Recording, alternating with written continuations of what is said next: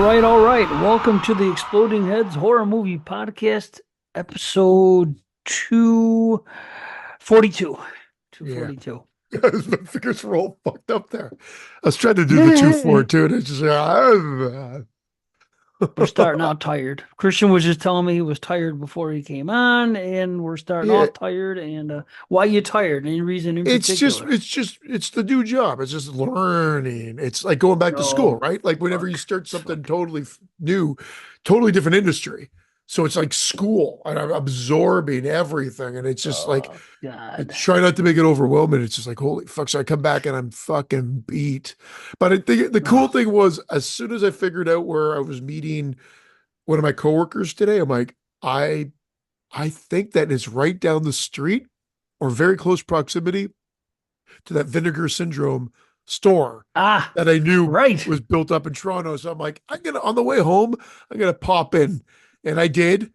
I took that lousy picture that I sent to you guys in that group chat. I don't know what I guess I was trying to take it really quick before someone walked by. And it's like, oh, so it looked like totally not happy. But it's a great story. I mean, it literally has all the Vinegar Syndrome releases that you would expect in there, Spookies included. I'm assuming that's there because it was in there. What Um, and were the prices? The yeah, same? they weren't great because remember they're doing the Yeah. Canadian equivalent. So I mean, some of them seem reasonable, other ones did not. But then what I was surprised about is they had a whole slew of Scream Factory, Arrow releases, um, Nice. KL, Kino, Kino Lorber? Yeah. Looter, yeah. And then he was like, "Hey, if you go in the basement, we've got like records, we've got VHS." And I went down Word. there, and they had a little bit of VHS, and they had a bunch of laser discs. So I was flipping through the laser discs and whatever as well, just for fun, um, Right. and some T-shirts and some games. It was a cool store, man. And I guess for Canadians, it's good because you don't have to worry about hitting whatever threshold to get free shipping. You could just go Hmm. pick up what you want and go. But they have been adjusted for Canadian prices. So, and some of them didn't have prices on it. Like they had that Nightmare Special Edition, and I didn't want to keep bugging the guy. They Oh, had that one. They had something else that didn't have a price tag on it. Oh, Silent Madness, because I was contemplating getting the mm. Blu-ray because it's an enjoyable slasher, but I'm also a sucker for 3D, and that Blu-ray has the true 3D version of it on there Does as it well. really? Yeah. Silent Madness from what year now? Because I'm Uh thinking 3D. 85 or 87 in that range. I Yeah. could I So could look at it. weird. Yeah, I watched it already and it was enjoyable and I hadn't watched that one before. I kept getting Did that I one. watch it? I got that mixed up with like Sludgehammer or something else. I know they just start with S's, but I blended I, them all together. There's a handful of these slashers that I kind of blended together. uh-huh. And no, it's enjoyable. It's funny. I think you did see it because you said you weren't blown away. You liked it, but you weren't blown away by it. I'm almost positive. Oh yeah, 5.5. So yeah, Yeah, yeah. yeah. 3D at that time. Wow. Interesting. It's Oh, 84. I I remember was in this the one it was now. in the realm, but that was a late bloomer because the 3D craze happened a couple of years earlier, and I guess it just That's what I'm happened. saying. Yeah. Yeah. Wow. Interesting. So it's just to hear about a slasher that was 3D, I'm thinking it's got to be 83, maybe. And if it's not, then it would be a later title, one like My Bloody Valentine and other ones. But I knew Silent Madness was It, from the 80s. So I'm it was like, probably huh. built right after or built, probably made right after they did Friday the 13th Part 3. They figured, why not? Yeah. We can get the equipment. We can make this. That will be our gimmick. It was probably shot in 83 and then released in 84. It's weird that I didn't know that one existed. That's all. It's just you would think that we would be aware of other slashers from the 80s that actually were 3D. But I mean, I know I didn't know. Did you know that it was 3D prior to seeing this? I did know, but there was no way to see it. Oh, There was no way to see it in 3D um, previously, from my understanding, unless unless a theater was showing it like, a la Friday the 13th Part 3 that they were doing in Toronto for years. But my understanding is you couldn't get it in 3D, and this was the first release mm-hmm. that allowed for it. And I believe it contains like the red and blue version of it as well, so that you can enjoy it Uh-huh. that way. So it contains the 2D version. I believe that version. I could be wrong. And then the side by side 3D, which is what I've got. I still have that TV, which is if I can use that and watch it, why not? Right. $45 on Amazon. Silent Madness in 3D. Yeah. And Wow. I that's the thing about those Vinegar Syndromes. They're never going to be cheap. So you've got to just say, you got to say I'm going to spend it, or you're just going to be disappointed. I'm not going to say they don't go on special, but very rarely do I see that. And if anybody's going to get a special, it's going to be you guys in the States. Well, I'll tell you this. The only way I'm spending $45 on anything 3D, there's one movie, one exception, and you could probably guess what it is. Suspiria. Oh wait, 3D? Imagine if Suspiria was 3D. What a fucking brilliant idea right now. Could you imagine going to see Argento Was Suspiria in that 3D? that was me focusing on trying to Wow. figure out what year that movie was actually filmed in, and then just shooting Suspiria out without you saying Wow. specifically that the movie that you wanted was in 3D. Um, $45 for one movie in 3D. Horror movie? Well, well, think about it. Let me rephrase it. Uh, I'm talking about something that's already been made. You know what I'm saying? Not something that all of a sudden, like, we're going to find out Suspiria is going to be available in 3D. Well, Not that. Just, I'm saying in the history of 3D movies that we know about, all of them, what do you think? What 3D movie to see in true 3D do you think I'd spend $45 on? Friday Only the one. 13th. Of course. Yeah, But you don't that's have, it. but you have it. You own it already. Yeah, but It's not in it true 3D where I you you could. you do. The Scream Factory one contains the true 3D version of it. Yeah, but doesn't it? It's just the red and blue with the glasses, right? No, it has the true 3D version on the other disc as So well. what does that mean? True 3. Don't I have to have the TV? Yeah, yeah, of course, of course. Like Well, that's the only yeah. way you could do that as of right Okay. now. As of right now, until we get into, I think, I think TVs might be done with that. You'd have to go buy an old school TV. You got to use your PlayStation Uh-huh. 3 to play it, or get a Blu-ray. Why would you buy an extra if you have a PlayStation 3? The PlayStation 3 does it so that you can enjoy it that way. But yes, you do need to have all of those three. So you own the movie already. Every component. And you have a PlayStation 3? I think you said from old way I have a back. 3, a 4, or 5 in this house. Perfect. Yeah. Same. Well, I don't have the 4, but I have the 3. So that you could use the 3, and now you just need the TV. And those TVs are not inexpensive, but you can find them. But you have to spend a pretty penny still, probably a few Yeah, hundred but dollars. for one movie, I mean, I like the movie, Yeah. but And you're gonna I watch it. mean, You're gonna watch it a handful of times, like I have, and I've loved it. And I'll go down and I'll put it on every now and then. But that's it. But I mean, you actually own the movie. It's funny enough. So you don't have to spend, you can put that $45 it, towards the TV. it would be something to do. You're right. It would be something to do, and just every couple of years have a few friends. Well, how many glasses does it come with? It comes in none, but here's what I've done. If you go to a 3D, the TV I've got, so there's two types of TVs that came out. And the one I specifically got was passive 3D. So I could use any of Passive. those. Well, there's called passive and there was active. Active were the Okay. shutter glasses that you'd actually charge, put on, and they sort of fluttered or fluctuated, and Okay. they would do that, and then that would align with the TV, and the signal, and they give you the 3D image and whatnot. But you had to charge them. They were expensive. The TV I got was an LG one. Passive 3D it was called, and I think it was called Passive 3D. I'm going by memory now because it's over 10 years.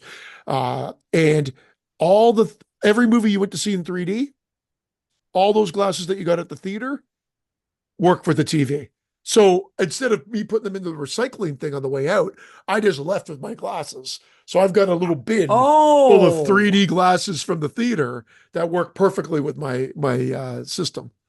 you're So talking about modern 3D glasses. You're not talking about red and blue ones. no, no, no, not red and blue You're ones. Like talking yeah, about theater 3D glasses. yeah, Now, Friday the 13th, for example, wasn't filmed to be viewed in that type of 3D. It was filmed to be viewed with the red and blue. So does No, it work with those glasses? no, it was filmed to be in polarized. I think 3D was what they called it back in the day. So it was the clear glasses. When you went to the theater, I could be wrong with this, but I my understanding was when you went to the theater, they were clear glasses, not the red and Wow. blue ones. Again, I could be wrong because I remember them saying that they had, like, I know where the mixed sort of memory comes from is all we've seen are the glasses that have been like manufactured for every 3D release that it's come out with in red and blue Right. or magenta and blue or whatever the hell that little off Well, color. that's the 80s. That's the 80s glasses, and this is the 80s, No, but they were right? polarized. They were polarized, which was, or you keep using polarized. I think that was, yeah, polarized is the same and passive, whatever it is. It was clear so that you wouldn't get that discoloration when you went to the theater. Interesting. You would think that somebody was selling them somewhere. So I just Googled it just to see.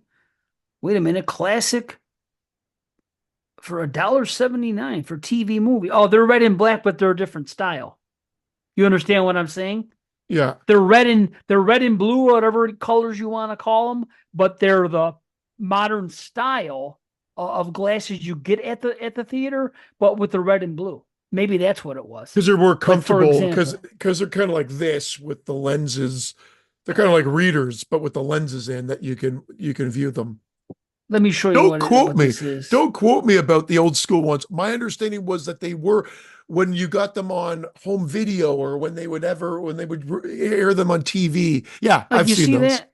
Yeah, I've seen them. Yeah. Do you think that's what they gave them in 83? No, I think it was like that, but like it looked like my glass, like they look like these glasses, or they're paper, but with they were either yellow tint or white. My I'm going by memory. This is like what was Treasure of the Four Crowns was, Amityville, Jaws, and Friday the 13th, to my recollection.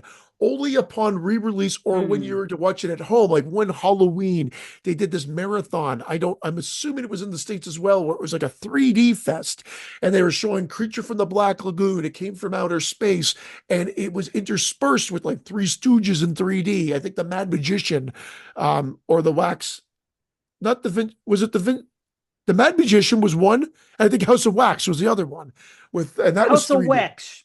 You're right about And that. and those ones were red and blue. And those ones, when you watch them on TV, that's what you had to wear. But when the 80s came out, it was polarized. I'm almost positive on Okay. this, but again, I've been wrong before in the past, and that was clear. But when upon subsequent, like when they released them later, the only way to enjoy them on home video for the longest time, if there was an Hmm. option to, would have been in red and blue. So the washed out colors, like we got on the DVD of Okay. Friday the 13th and everything. Do you know what the 3D glasses look like that come with the DVD and that come with the Blu-ray? I'm talking about the red and blue ones. Yeah, Do you I have them? Okay. I do have Is this those. what they Yes. are? Because this one here said this is from 1982.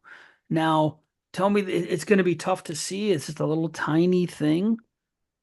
But can you Yeah. see that? So Is that yeah, them? yeah, and those look like them. So for all I know, is Okay. yeah, it was red and blue then. Dude, Yeah. $38 they're selling them for here. So I'm thinking they're like the originals from the theater. But Well, you're that's saying no, that's what the ones look like that come with the no. I'm saying DVD. that that guy could be proving me wrong right now because those look legit. But Okay. I mean, who would like? I don't know. I'm You going would by think that what I one person in the world would have saved that stuff and it's selling on eBay somewhere or something. You know absolutely. what I'm saying? That's all I'm saying. You would think that somebody would have them or they at least have sold. Here's another one. Holy shit. I think Unused 1982, $78. Hold on, yeah, this one, $80. mine's 109, and those look legit. So they've got the Friday, Yeah, they got dude. See? Jason with the machete, 3D. So I guess it was red and Right? blue, but So it was red and blue. Because to me, it had to be, dude. I'm thinking it's the 80s. I've never heard ah, anybody using any other ah, glasses that no, weren't. I found them down a bit. What? This is Friday 13th Part 3 in a 3D original glasses, 82 fair condition, 1366 starting bid. No one's bid on them. Shipping's going to be 26 bucks from the States. You probably get it dirt cheap. And these are clear. Well, now we're at a loss Vindicated. because these are all saying made in Yeah, 1982 unused here. for I don't know if you can $80. Can you see that? See? I do. They're clear. Yeah, Are they and they've got officials or not? they've got the Hmm. logo on the side and everything. I don't know why I had to put that was a visual for Well, everybody. By me moving my other computer, either my camera to show the computers the other screen. 105 for this 3-pack. So either somebody's full of shit or they had both out at the same time. Maybe it depended I on the don't theater you know. went to. I Maybe it depended guess, on the but theater. But yeah, this is what I understood it to be. Clear glasses. So huh. you still had to put them on, but you didn't get that you didn't get that, look that made you want to throw up. You just watched it all the colors, right? This was like, Mm-hmm. yeah, this was like the passive 3D. This, Amityville, and Jaws.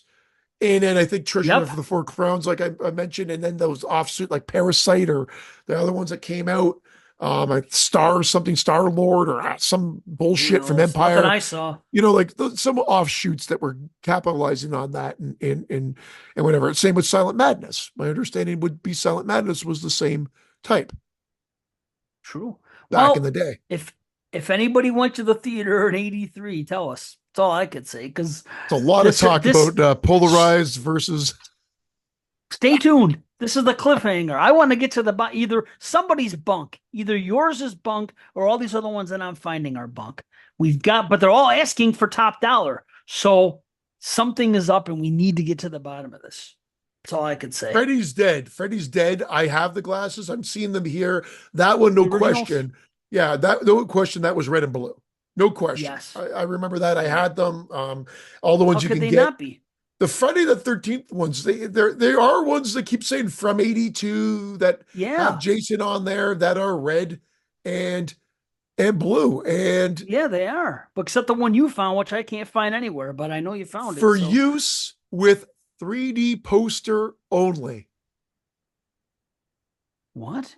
That's what it says for the red and blue ones. If you What? look on the inside of that same eBay thing, if you look on the inside, it says for What? use with the 3D poster only because they brought the poster out. It was the promotional thing. And for stills, they used the red and blue. So that's Get the they probably had fuck those ones out. for that. And then they had, when you went to see the movie, they had the clear ones, Get which seems right weird. out of here. Yeah. Dude, wait. This is big news for Friday the 13th fans. You're telling me Is it? that there is a Friday the 13th. Yeah, because listen to this. Do you realize the magnitude of what you've just said? Listen to me. You're I saying don't that there is realize a it. Friday the 13th part 3 3D poster that you need the glasses to see, and you've You've never seen heard it. about this poster. You've seen it. It's the one with the axe throw. It's pretty much this. Yeah, but it's an actual poster that's in 3D. Yeah, I that's seen it not on an that. album cover. That's not that one. That I one know is what you meant. It's the soundtrack with the album cover, yeah. and it's the B side Yes. of Scream Factory's thing. Yes, I've seen that before, but I'm talking about an actual poster that was up at movie theaters that was 3D, and you could put on glasses, and it was a 3D poster. How would we not know about something like that? I Because think that would we be all over the place. I mean, it would be like a $500 thing on eBay, at least. well, have you checked? Of vintage? No. And I collect posters. So I've Googled Friday the 13th posters before, and I've never come across a 3D poster for 1983 or 82 that needed glasses on it. So Never even maybe, heard of this. maybe, and I'm speculating here, it was for the video release. No, because it says 82 here. Oh, Yes, this it one. Oh my does. God, look at this.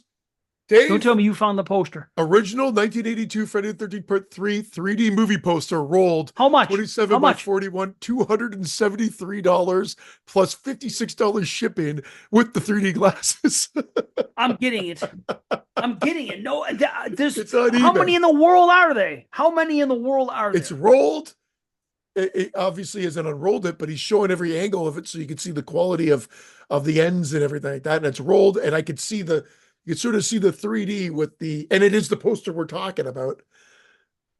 Right. So that's pretty Oh cool. my. Yeah, I got it here. Does Original. anybody else have it or just one person? Well, I don't know. I just happened to come across this because we're talking about it. I don't know if this is going to be that entertaining for our listeners, but fuck you guys. You should know us Hey, by now. man, This is exciting they to us. it's exciting. I'm sure there's Friday the 13th people out there that are feeling the same thing. They're like, how do we not know that there's an actual 3D poster made in 82? Or best I offer. can't find it My anywhere, best but I offer is will. $1. What does it look like? There's one for 175 here. There's one for 895. Is it the cover, the regular cover, or is it Jason coming through? It was, I think it's Jason coming through, like the one that you Okay. were talking about. Now there might be Well, prints. Yeah, this one says it's 3D wall decor. Um, and it looks like you could probably use the red and blue on those too. And just you buy got a to send me print. that link or something Or you because can buy a there's no print. It says fucking 3D wall decor poster, 14.95 American. Yeah, but And I you want could, the Friday the 13th 3D glasses, the officials. oh, well, then buy But of those course, I separately. can buy them separately for 30 Exactly. bucks. Exactly. Okay, yeah, I don't have to have an original. I'm not that uptight. I just think that it's such a rarity Yeah. that think of. I've never heard of it. Have you? And we collect Friday the I 13th got things. I got to be honest. No, I'm not entirely That, sure. that's big news. I'm telling you, Oh man. shit, this one's all sealed. For the Friday the 13th collector, that is big news. I'll tell you, I'm keeping it low. I'm glad that only the patrons can hear this because I don't want people to start buying them and then I can't get it now. And I'll go a step further. Selfishly, I'll put out a video in the Friday the 13th room, and I'll show that poster just so people see it and go, "Oh, what is that? We've never Yeah, seen that." I'm just using these, which I didn't even take out of the damn thing. I'm just using these, and I can look through that at the poster that's on eBay, the print, the El Cheapo, and then they works. Mm-hmm. So you can just use your ones that came with the Wow, DVD dude. Yeah, but I and want buy I a wall want the print version. originals.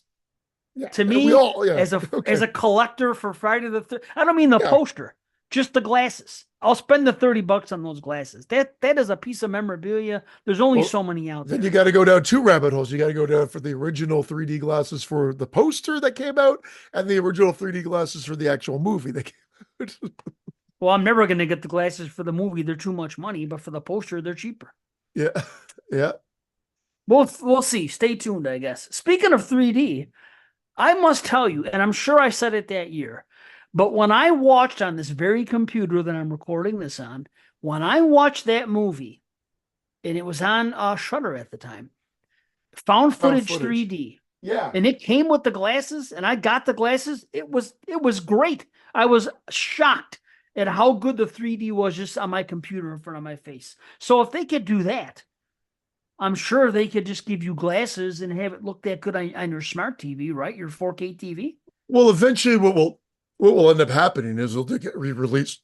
Sorry, I got the hiccups, everybody.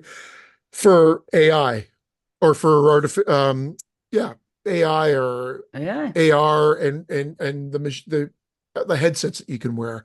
Eli Roth has directed a couple of movies. I don't know if they were made for Meta, but I've watched them on my Quest 2 apparatus. That's not comfortable to wear. It's fucking top heavy. Most of them are. Yeah. So they've got to get, as technology gets better, as time goes on and on and on, you're not going to have this big honking thing here that makes me look like a fucking asshole and everybody else like this. And Huh? it will be like this. It might not be, maybe they have to cut out, but it will be probably lighter, a little bit more, give it a few more years. Apple just Right. released their very expensive, well, they didn't just release it, it was released like 6 months ago or whatever. Their $3,500 solution, and everybody kind of laughed at it. And people say it's cool, but it's $3,500 worth. Right. Yeah. And so Come on. with that, you automatically get 3D. It just it does it, and then some. So yeah, I mean, it can possibly enhance anything that you wanted to. Because no differently when those TVs came out, they had the conversion, which very few people used, where you could convert 2D to 3D Yeah. on the fly and make everything 3D. But of course, it guessed what needed to be done. So it was cool. And they did it to kind of show off the TV features, and then you never use the fucking feature again. See, the thing is, for me in 3D, I enjoy 3D as much as the next guy, but there's only so many titles that I have an interest in watching. Now, they don't even make them. Now, if they made Oh, the them for TVs are everything, gone. Yeah.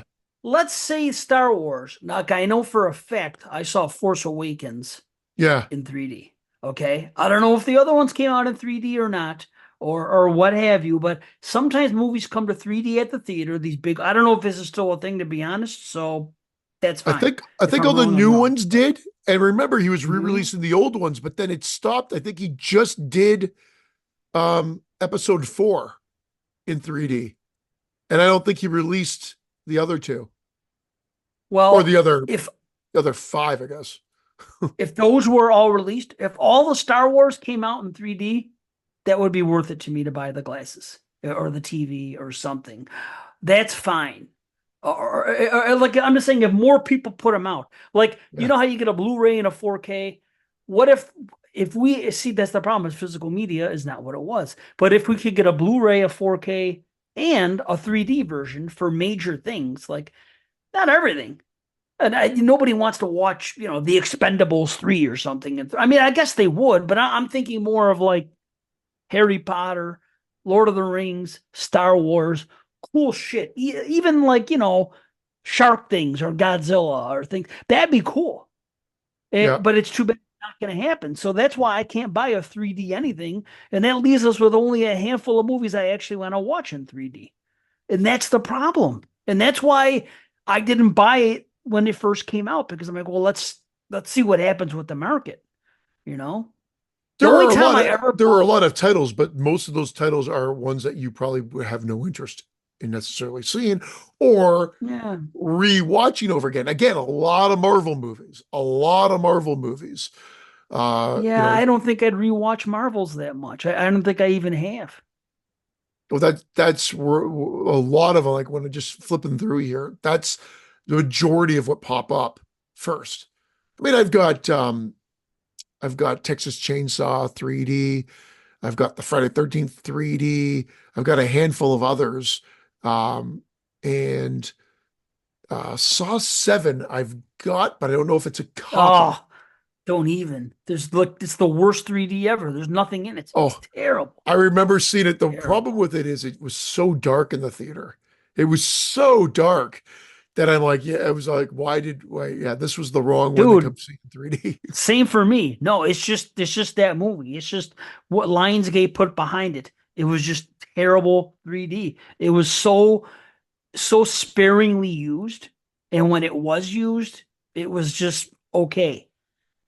Believe me, Yeah, I, I I agree. Yeah, I when I remember. went there, that was my experience, and it was so disappointing because it was shortly after like My Bloody Valentine, Oh, I've got and that one too. Yeah, that's or good. maybe the same time period. Either way, so all I know is that My Buddy Valentine and Avatar are my favorite experiences with 3D when I've seen anything.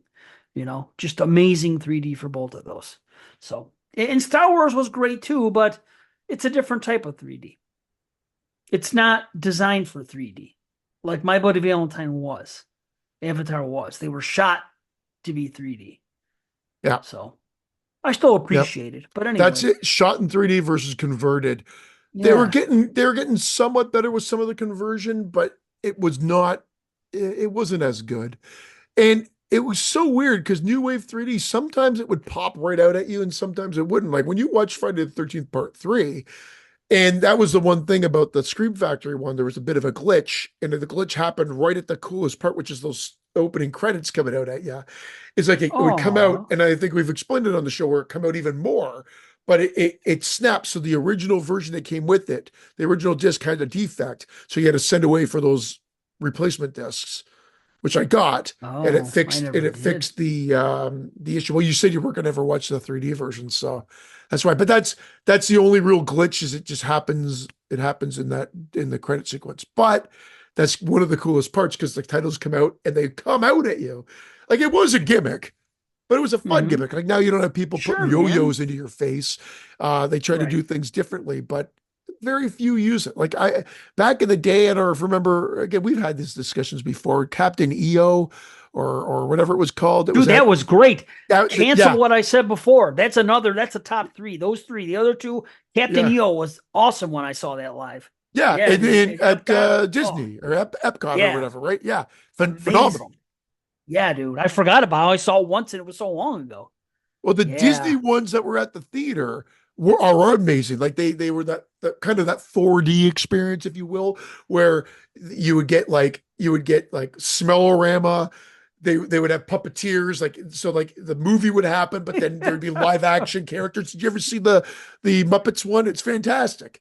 And you get Oh, like Muppets 3D was yeah, cool. was Yeah, I fantastic. saw Yeah. that too. And they blended it together. You get sprayed with stuff like quickly. And it Yeah, was very gimmicky, but fun that was gimmicky. Like good. I all the Disney agree. ones were great. And then I thought, oh, now that you're going to be able to have it at home, but people just, it was a gimmick. It should have just been, and we also have this.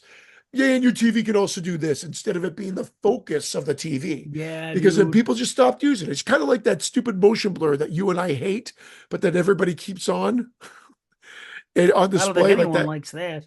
I think a lot of No. people like it. They think it like I told you, my buddy was like showing me Goodfellas. I've talked about this on the show before. It's like, look how fucking clear this is. I'm like, dude, I'm looking like I'm watching Martin Scorsese's whole movies, behind the scenes Yeah, of Goodfellas, like a videotape of it. I don't want to watch this. I want motion blur. I need to see when they're walking yeah, across the dude. street. It's gotta look That's like a terrible. movie. Oh, I Right. fucking hated it. And but he thought Yeah, it that was is. looked pristine. He was trying to show off the TV and the quality of the TV. I'm like, yeah, but the movie looks Well, like shit. does he know the alternative? Did you show him, hey, have you tried to look at it this way and then fixed it for him and then got his No, no, his I wanted reaction? him to be embarrassed for a long time. Because people like to buy shit and then they don't want to look stupid. So just Right. out of that, and it's human nature. I'm sure I've done things before that way, you know. So it's like you buy and you don't want to feel stupid, so you'll defend it. You'll almost talk yourself into you that you Oh, think it's better. People do again, shit I like feel that, you know. in We're this only show human. we're full of repetition, but this is the same friend that he got like when he got high definition TVs were coming out. He got one, and then we found out it was 1080i, not 1080p. You remember that 1080? Well, dude, I got 10 yet. Hold on. When they first came out, that's all Yeah, we had was 1080i. So it was still the hot 720p, ticket. Yep, 720p, 1080i.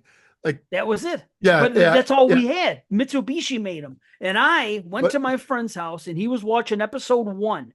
And I saw that movie and I said, oh, my jaw dropped. And I told my girlfriend at the time, I said, I'm buying one of those tomorrow. I don't care how much it cost me. And I did. And it cost me 2,400 and it took me 2 years to pay it off. But I thought it he was amazing. he got it was I can't remember the make and model of it, but then we're like, well, this is not true. We kept fucking this is not true HD. This is only 1080i. We want 1080p. But it And was he P out yet though. there was, but it was even more expensive. Oh, It was okay. out. And so it was just one of those things that I knew would bug him. He And frosted his balls. I know. my other friend knew it would bug him, and we were just going chirping at him. Like, "Ah, dude, we want to watch the game in 1080p, not 1080i. Like, let's just go HD." Meanwhile, it's so much better than sports were before HD. Oh my gosh. It's crazy, Wow. man.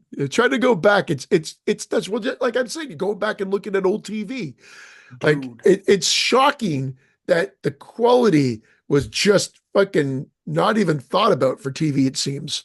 Like it's It wasn't. decent enough for some shows, but some of them look really muddy and they're high production shows. Yeah, true. They just weren't matched up for that's what are you gonna do? That's just technology. But the thing is, and I know this is gonna sound bad, and I know I'm gonna sound like a snob to some people, but I have to be honest. You know what it takes for me to watch a DVD now? A DVD, not a Blu-ray, a DVD. I bet a It's lot. Yeah. dude, it really is the very last resort if I have nothing else.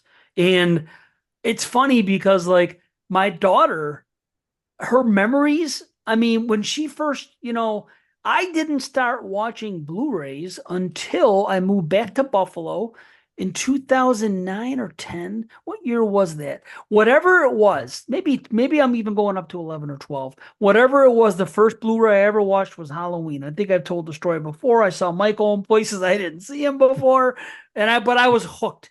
And only because it came in that set that I have. Which where is that damn set? I think she took it. She did. Anyway, it had Who did? Michael, my ex. Oh, Yeah. So but she bought me this thing, and it was Michael's mask on. I wonder what it goes for now. It was like a DVD set. It came with like, Let me I see. can't remember, like weird ones. It might have been like it came with 4, 5, and 6 and something else in the original maybe, but then it came with the Blu-ray, the Halloween Blu-ray. So that's the only reason I had a Blu-ray, right? So Wait, was because it think about Blu-ray or this. DVD? I thought you just said it was DVD. It was a DVD set that came with one Blu-ray. The only Blu-ray in this DVD set was Halloween, the original. But Michael Myers mask, there was a rubber mask on the box. It was cool. It was a cool freaking setup. So it was a mask, and inside it was a box with Michael on there, and there was like 3 to 4 DVDs and one Halloween Blu-ray for 1978. So I'll tell you this: in the year 2000, I moved to Las Vegas and I bought a bunch of DVDs. That's how long it took me to get to DVD because I wanted to make sure it was going to last and that they were good and everything. And I spent a bunch of money when I first got there, $25 each at Best Buy for all the Friday the 13th. Think about what I spent at the time. It's crazy to think of it now. Now Yeah. you can get them all for $30 on Blu-ray in some cases. Anyway, so the year 2000, I'm on the DVD train. I'm gonna say, yeah, it's probably 11 to 12 years. I watched that first Blu-ray and I'm hooked. And that's it. Now, why was I talking about my first? Okay, yeah. So now Ooh, Francesca was born in I think I found it. 2006. The Okay. 30th anniversary set, 6-disc limited edition. I got to turn my computer again. I'm sorry, Yeah, turn everybody. it. If his mask is there, it's got to be it. Oh, yeah. Yeah, that's it. See his mask? What am I doing Yeah. here? I saw the mask. It was the second one down, right? Yeah. The second thing down right there. Yeah, Yeah. dude. How much is it now? Is it expensive? $204 Canadian. It'd be roughly Still. $240 shipped. Still, she took that shit from me and nobody has it. Unbelievable. Oh, So here's what happened. Well, she took it from me, right? And I borrowed it from her to watch it that night because I looked for mine and I couldn't find it. And Irene got mad because I reached out to her because we weren't in a good place at all. You know what I mean? Real yeah. bad things was going on with the ex, but I didn't care. I took a shot in the dark because I wanted to watch that thing. I wanted to watch that Blu-ray. I was all excited for like weeks, month, whatever. Like Halloween, I'm finally watching a Blu-ray. So something happened, and then for some reason I had to get it from her. I can't remember the particulars, but she got mad that I did that. I said, "Listen, this is what you don't understand about me. I don't have to like I you." like to fuck my ex. No. I don't have to like you to fuck you while we're on that subject. I've definitely had sex with women I didn't like. There's no question about it. But I don't have to like you for me to borrow something from you that's just going to benefit me. What do I care? That's how I am. If something at the end of the day is going to benefit me and I'm not hurting anyone, why not do it? But anyway, that's a whole other story. This is But a back definitive. to This is the set you had because it yeah. shows it's Anchor Bay. What comes in Anchor it? Bay released it. Halloween DVD, anamorphic widescreen, Halloween Blu-ray, as you mentioned, Halloween extended cut DVD with mono sound, Halloween 25 Years of Terror, Halloween 4, and Halloween 5. Yeah, weird, isn't it? Yeah. An anamorphic presentation of those two. And then it came with that mask. This guy's selling it for much better price in the States, $90 US, Oh, okay. or best offer, I might or an offer. I $18 love that shipping. mask. So you can get it. You can get it for $100. It might actually be worth $100 just for that fucking I might mask. even lowball him for offer him fucking 50. That's what I do. So anyway, Yeah. what I was getting at was this is 2011 or 12, and I start down the Blu-ray train right then and there. I'm hooked. But Francesca's born in 2006. Okay, so she is seeing DVDs for the first 6 years of her life. Okay, because I didn't watch Blu-rays yet. So not too long ago, maybe a year or two ago, I was watching a DVD, Forgot the particulars, what the reason was, but you know, like I said, it takes a lot. So I'm what I put the DVD in and I'm watching it, and she says, how come this looks so old fashioned? What is this from?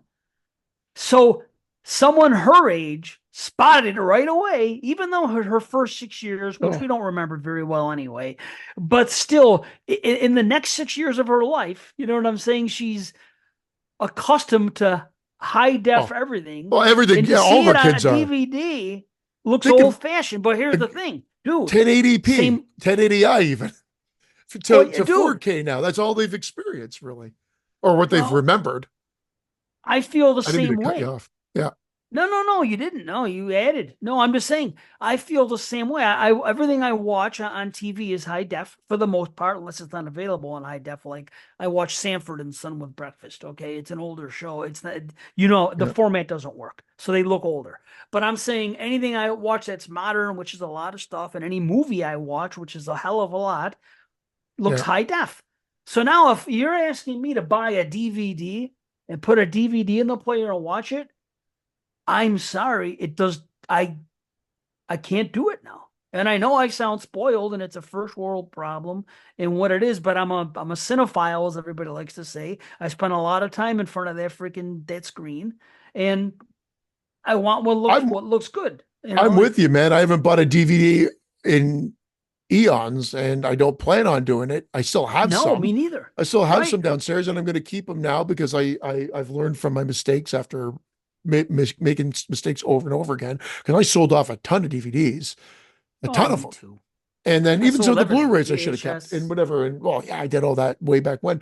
But no, I hear you. But I was talking to someone. They a lot of people buy DVD. Remember, we I keep bringing know. back that stat that you came up with probably a year and a half ago now, maybe 2 years ago. I How wonder what it many is now. DVDs were being sold still, and how many you can still find. In fact, some anime they have only their series sometimes only available in DVD, and you can't even get them in all the time in Blu-ray. Yeah. Well, So there you go. Here it is. U.S. home entertainment market up 16.8% in 2023. DVD, Blu-ray down 25%.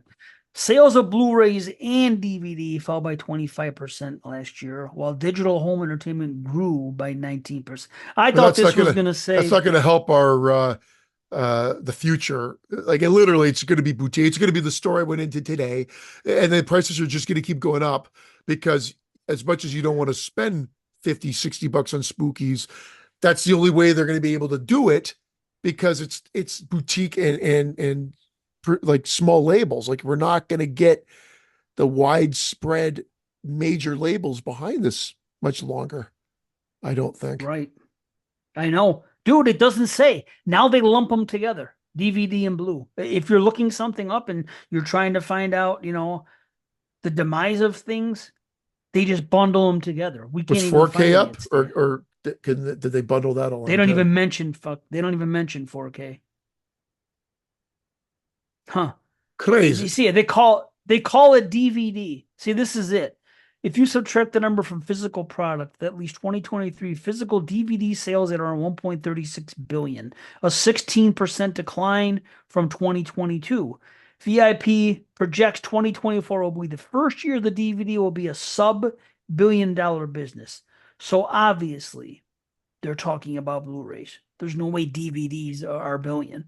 Not just, you know what I mean? So it's it's gotten to the point that they lump them all together as one. You can't like find what are DVD. I mean, I'm sure if we dug, but I mean, just a quick Google search came up with them being lumped as one. They just call it DVD sales. I'm not gonna lie, if that set was of interest to you, I would probably try to nab it because every other version I've seen of that has been really expensive. Really? Yeah, this is Let's the see. cheapest one, 122 bucks Canadian, 90 bucks American for that Halloween set. That's the I don't. cheapest. I don't have it right now. No, Francesca's I hear you. graduation's tomorrow. Yeah, I Francesca's know. I mean, you got to be graduation's smart. tomorrow, and they just came back from vacation. The two of them. They were going to Reno over the weekend. So Oh, I don't have the money to blow. and I just paid off all my credit cards. So that was nice. So anyway, one more thing. Speaking of Friday the 13th, okay, I want to talk about this a little because now they said that they cast somebody as Mrs. Voorhees or something. So now there's What? been a I haven't casting seen rumor. what? How have I missed all this? Yeah, dude. Yeah, let's see. Who's casting? Are you Hold on. BSing me right now? No, nope. Pamela Voorhees. Who is it? It's somebody we know and love too. It better be who I want. But it's not who you wanted. I remember looking at it saying, "Oh, that could have been, you know." Oh, Charlize Theron. Whoa, that's oh, she's not bad. Like that's another good option, but I still think See Naomi what I'm Watts would have been saying? better. A report covered the alleged behind-the-scenes drama with Friday the 13th plans Crystal Lake and details on what was planned.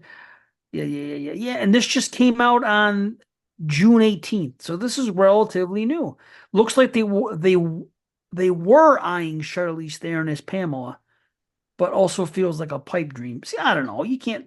You dig Yeah. into it, and then who even knows? It's those articles like they put these fucking headlines on, and most people because they know most people headline read Right, because they don't have right. time to dive into the article. The second you dive into the article, you realize it's all fucking bullshit. And half the time Yeah, now, what is even more problematic is everybody's so starved to get content out that they're just AI in it. And now you're getting all these bullshit yeah. articles that you're just like, what am I reading here? And you can usually tell after the first couple of sentences that this is fucking not worth your time, but it's No, infuriating. But oh well, the world we dude. Yeah, you know what I do? I go on Instagram and I just look, right?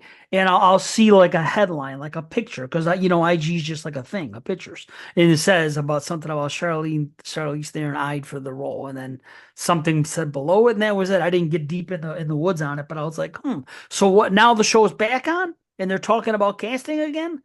This is what I'm confused about, and this is what I'm pissed off about. Because remember in the early days, 15 years ago, right? There was all these rumors about it, Friday the 13th, and for a while we used to believe them all, hook, line, and sinker, and we got excited. Then it got to the point where I came out and said, "There is no way I have no you longer quit have faith in podcasting. anything." Yeah, I no longer have faith. I even did say that about once, Yeah. about that movie. I said I no longer have faith in it. I don't. I'm sick of being burned, and I stayed that way, and we all did. And then when the show came around, we all let our guard down. It all seemed legit. A24, Peacock, everything else, and everybody forgot about all those freaking carrots they dangled to us for the last 15 years. And now what happened? Here we are again. Yeah. We don't know what's happening. How Getting frustrating pooched. is that, dude? How Yeah. crazy is that?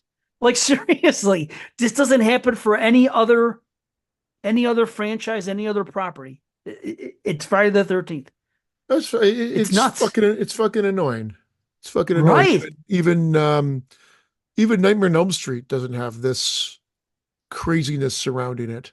There's rumors that someone says they want to play Freddy, or Robert England said this guy should play Freddy, and then you get a rumor every so often. This is going to happen and that, but Not to the same extent. You get that stupid AI poster or whatever that poster that was going around saying with the title and it was a new show or a new movie, and there's people that bought nah. it because there's a lot of stupid people out there. Let's be honest, right? We got the Alabama contingent in the house. But all Well, joking they're aside, they're everywhere. and you know what? Like most of those ones I don't fall for, but every now and then, like depending again how the article's written or whatever, I'll be like, oh, I try not to share anything unless I'm really certain that it seems like it's legit. But even when the show was on, it was off again. But it seems like the show wasn't necessarily off. It was just that Buckner was off. Not oh no, not Buckner. You're thinking of the other one. You're thinking about what's his name? Dude from Hannibal. He's off. Yeah. Brad Why do I keep? Fuller. Brad Fuller. Well, yeah. Why I keep fucking that up? Because Yeah. Buckner a long time ago was tied to it. They were talking about doing a found footage one. Remember that? Oh, yeah. Buckner. That was one of the ones that found footage and the snow, this, that, and the other thing. Ay. Yeah. Crazy. We've been through so much, and I'm just frankly just I don't even want to hear about it anymore. Yeah. I can't even allow myself to get excited. It is what it is. So, and speaking of remakes, one more thing I wanted to mention to you. Your did you see that your favorite movie? There was a rumor, and this Fucking one seems more Possession. legit. Yeah, it's getting remade by somebody else. Interesting, huh? Why? I mean, I don't even understand it. Why that one? Again, I don't care because I have no connection to the old one. But why? Maybe they feel like you. Maybe they feel they can improve on it. Maybe they like the story, like Suspiria. Maybe they liked the story and they want to take a different spin with it. I saw that and I was like, what is it going to be like? Just like 4 hours of Sam Neill rocking in a chair, Awesome. So, or who is Sam the Neill one lookalike? directing it? Yeah, or a Samuel lookalike, Sam Rockwell. Oh, because he rocks so well. It was. Oh my God, yeah. Jesus Christmas. That was Uh, my confusion. That's not even a joke. I I always know. I confused Sam remember. Rockwell because of that, because he was rocking in a chair. Sam Rockwell, Sam Neill. I never knew the difference between them. Oh, it's crazy. I I'm gotta put on a nuts. I fan. know. My room is heating up like it's Poor fucking bastard. crazy. It is by a poor bastard. I don't know what the hell's going on here. What is this not Dude, working? somebody tried to tell me not too long ago. Actually, the guy behind Womp Stomp Films, not the director, not the guy that did it, but someone who's like higher up there, tried to tell me that They have Jason higher ups always there. were. Well, I don't know. Whatever the hell it is. He's the doing something. They're putting out some type of cosplay thing. Yeah. It's not the director. He's Womp Stomp Film. So he's like higher up than the director, of course. He owns the films. So whatever the hell you want to call it. He owns the studio or whatever it's called. Either way, he was trying to tell me that Jason always wore a jacket, but it was just lighter. And I said, no. I go, he took a button-up shirt off of the clothesline. It was Harold's shirt. And he wore that in part three. He goes, he was trying to tell me he always had a button up coat, but he just buttoned it up. I said, that's not a coat. That was a freaking long sleeve shirt. Who are you trying to tell? I mean, it didn't go that way. It was a very cordial conversation. It was just, he asked a question about something. I didn't Yeah. realize he was asking a question about something he was doing. He said, what do you think about this look of Jason? And I said, lose the jacket. And then I said, screw jacket Jason, not my Jason. Not realizing. And then he came back and he said this. And then later on, I kind of apologized. I go, I didn't realize that was your thing. I go, but that is my opinion of the jacket, and it has been for a long time. I'm a diehard fan. I don't like it that this has become his universal look. Anyway, but he goes, yeah. He goes, well, if you look at it, he's always had that. It's just that before it was buttoned up and now it's open. And I was That's like, well, not true. I don't think that's the case, buddy. Right. But I mean, yeah. whatever. Who cares? Exactly. Yeah, No, he does go. I can tell fucking you what, dude. In part eight, he was too slick to have anything on. Remember, he looked like he yeah. freaking. There's no way he had a jacket on, right? Right, well, it looked like a one Or piece at that seven, point. Yeah, it looked like everything was right? just And connected to that him. one, I don't know. Looks like he would look like a scuba diver or something. Yeah, I thought it was Either like way, like a pirate shirt. Like a pirate, yeah, the Pirates of Penzance. Penzance, exactly. That's what I was. What was that? A book or a movie? Something. It I think was it was a it movie. was definitely a movie. Maybe it was Yeah, it based was. on a book. I don't know. But Yeah, so what was I going to say? Fuck, can't remember. But what did you end up watching? you were Um, hot. did you end up watching? I saw the TV Glow. I did. I just finished it.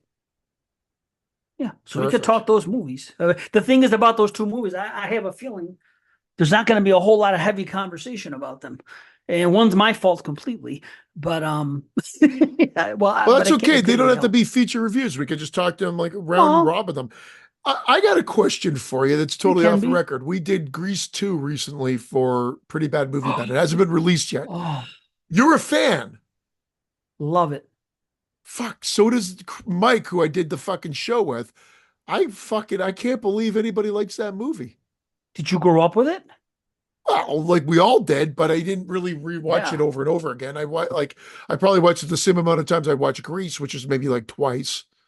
Oh, that's it. Oh, well, I happen to enjoy them both a lot, but Grease 2 has a special place in my heart because it was always on HBO at the time. It had good songs in it. Michelle Pfeiffer was hot. It was funny. I don't know. It just everything was hitting at once in that movie. I don't like Maxwell Caulfield or his character in that movie, even though he's the lead. He's the worst part of it all.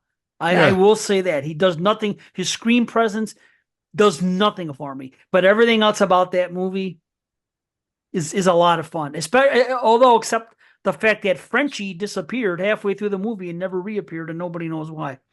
Yeah, Did you and it's way notice too this? long for its own good. I didn't notice it until you just Oh, mentioned it, but it was because I was probably dying by the end of it. I get my oh joke was wow. like I had one foot in hell the whole time the show was on, the movie was on. It felt It's like. it's not to be watched sober at this point in life. It's a movie Yeah. to catch a buzz and kick back. But see, if you don't have the nostalgia like I do, you're not going to care about it. Yeah. That is a movie for me where it has to be 100% nostalgia, and I just I happen to like the songs. I could say that. I could admit, I think that's well that even he admitted that it yeah, was nostalgia. I'm like, well, that's why, Cloak and Dagger. I mean, that's why I bring up half of the movies that I bring up. It's we all have them. But Grease nostalgia two, attached. but Grease two was more fun than a regular movie because it was a musical. That's all. There's only so many musicals I watched when I was a kid. What did I watch? Think about it. Here's the ones I You tell love, the me. old ones. Well, do you consider Mary Poppins and Pete's Dragon a musical? Because Yeah, if I so, mean, there's lots of songs. Pete's Dragon bored the shit out of me, but Mary Poppins, I would say, was a, Wow, a musical. loved Um, them both. like I growing up, I saw the one I guess I would say that I've said on the show numerous times before is Wizard of Oz. Yeah, I mean, it's a yeah, musical, but but there's a I guess it is. fantasy element to it as well that they Yeah, transcended. It wasn't like they broke in the song every 2 seconds. It was more like correct. every five. But it There was, wasn't as many songs, I don't think, I mean, if you think if about you it. really There's think Over the about it, though, Rainbow, there's yeah. Welcome to Munchkin Land, and there's the remix that they did, If I Only Had a Brain, If I Only Did This, If I Only Did That, which they did 3 times. Like, what else is there? You know what I'm saying? We're off to see the wizard. Yeah, but that's just a. Yeah, I get you though. I know, but it's Yeah. not a long. Like, if you think about Grease 2, there's probably like 6 to 7 Lions and straight tigers and up bears. Oh songs. my. Oh, Lions and my. tigers and bears. Well, Willy Uh, Wonka. There's a good example. That's a musical. yeah. That's more Yeah, of a true. musical to me than The Wizard of Oz is. You And know? it's funny. I watched that young, but not religiously. Like not like the Wizard of Oz, not like some of the Hitchcock movies, not like What, Cloak and Wonka Dagger, not like or yeah. Grease? Well, all of those. Like Oh, Wonka, really? Oh, I Grease, walk Grease 2. Wonka I've watched constantly. like, twice like back then. I've watched them probably more as an adult than back then. But like Wizard of Oz was one. Star Wars, of course, Raiders of the Lost Ark. Like, and then of course, and then there just became more and more content, and then I got into horror films and whatever. So then it just became uh, you know, what we've been talking about pretty much since we started the show. Well, I'll tell you this. I bet you I've watched Wonka twice as much as any other movie that you talked about. Twice as many times as Grease 2, twice as many times as Wizard of Oz. You name it. I've watched Wonka. I probably watched those other ones 20 to 25 times. I probably watched Wonka like 80 times. You know, Wow. it's just an all timer for me. Yeah, but I do love musicals. If there's cartoon ones, Yellow Submarine is. Alice in Wonderland's also one of my favorite movies. That's kind of a musical, an old Disney one that goes into song. Well, Disney usually had the song, like they would have the Yeah, song sure, songs. Like, yeah, that was like, part of their formula. sure. They all had them, even the animated ones, right? Snow White, all of them. They all had songs. Yeah, Yeah. good stuff. But if I looked at my top 20 non-horror movies, there would be, I guess, musicals in there. If I think about it, if I'm talking about, Wonka's one of them for sure. Alice in Wonderland for sure. Probably Yellow Submarine even. So there's 3 right there. Lots of music in them. Wow. So you want to Anyway, hear something funny? So I'm getting trained for my new job. And yeah. not today, but this is day 2 or 3. And it was all online. We're just chatting, and I don't know how we were talking about. I said, it's weird coming into this realm and hearing the pronunciation of things because I was in the hearing health industry. And, you could say tinnitus or tinnitus, and neither are incorrect. They're both accepted. They're both right. Just people have a preference. I've And only heard tinnitus. Wow. yeah, Okay. and tinnitus is fine as well. And then there is also, Wow. so there was something that, again, I'm not going to go into the weeds, but there was something that I heard, and I'm like, oh, here we go, because it was said a couple different ways, and I'm like, well, what's the correct? And it's you could say it either way. It's kind of universally accepted. And I guess because I questioned it, she was like, "Oh, what's your background? Were you studied science?" I'm like, "Oh, no, no." I was like, "Bachelor of Arts, man. I studied film in school." She's like, "Film?" Because that's what my husband is. I'm like, "Really?" And I'm like, "Oh, I'm a huge film buff." He's like, "Oh, yeah, he's a producer." Ooh, Yeah. watch out. Well, I know. Watch And then out. I turned to Carrie afterwards. And Carrie's like, Here "You we did." go. I'm like, "I did not. I did not." Uh, guess Save what it. he directs? Horror films, or produces horror Did films. out. His most recent one was The Sacrifice Game that came out a couple years ago that was on Shudder. Okay. Um, and they're friends with that was Jen Wexler's movie, and she directed The Okay. Ranger, which is a slasher that came out a few years Right. before that. Now, she mentioned, I thought she mentioned he was part of that one too, but it looks like those were just her two movies, and they're all friends. So, Okay. I mean, she's done more than those two movies, but that was the movie. So he's done some other things as well, but that seems to be his last one. But I thought that was interesting. But it was so funny because the Ranger was on my to watch list for to rewatch for slasher because I rated it a 7 when I saw it. So Ah, I turned it off I figured why not? So I rewatched it. You turned it off way back when or recently? way back when. The only time I ever tried to watch it. I've never had an instance where I hated all the characters ever in my life. And you know me, I think I have a longer Oh yeah, fuse usually I'm about the one. characters. Yeah, usually I'm Right. the one that has I Dude, I couldn't stand any of the characters. I'm like, no, I don't like any single person here. I don't like yeah. anything that's going on. I don't like what's going on with the killer. Nothing appealed about it to me. I said, I can't watch it. I watched it That was it. again and I liked it, but I don't think I was as high as the last time. It won't make my list, put it that way, but I liked it still. But I'd say it's Right. more like a 6.5. Like I wasn't like, it came down just ever so slightly from that 7 range. But I still enjoyed it, but I can totally see what you're saying. And usually I'm the one that has the hanging on for that. Like that's was one of my hiccups Right. when I first watched Hellraiser. I couldn't get into it. And funny, these kids are actually more annoying, but maybe because it was a slasher movie and not a Hellraiser movie, I was like, at this point, I don't care. Kill them all, you know, Yeah, I mean, whatever that's it what may I be. would say. But something, it must have been more than just that for me to have that.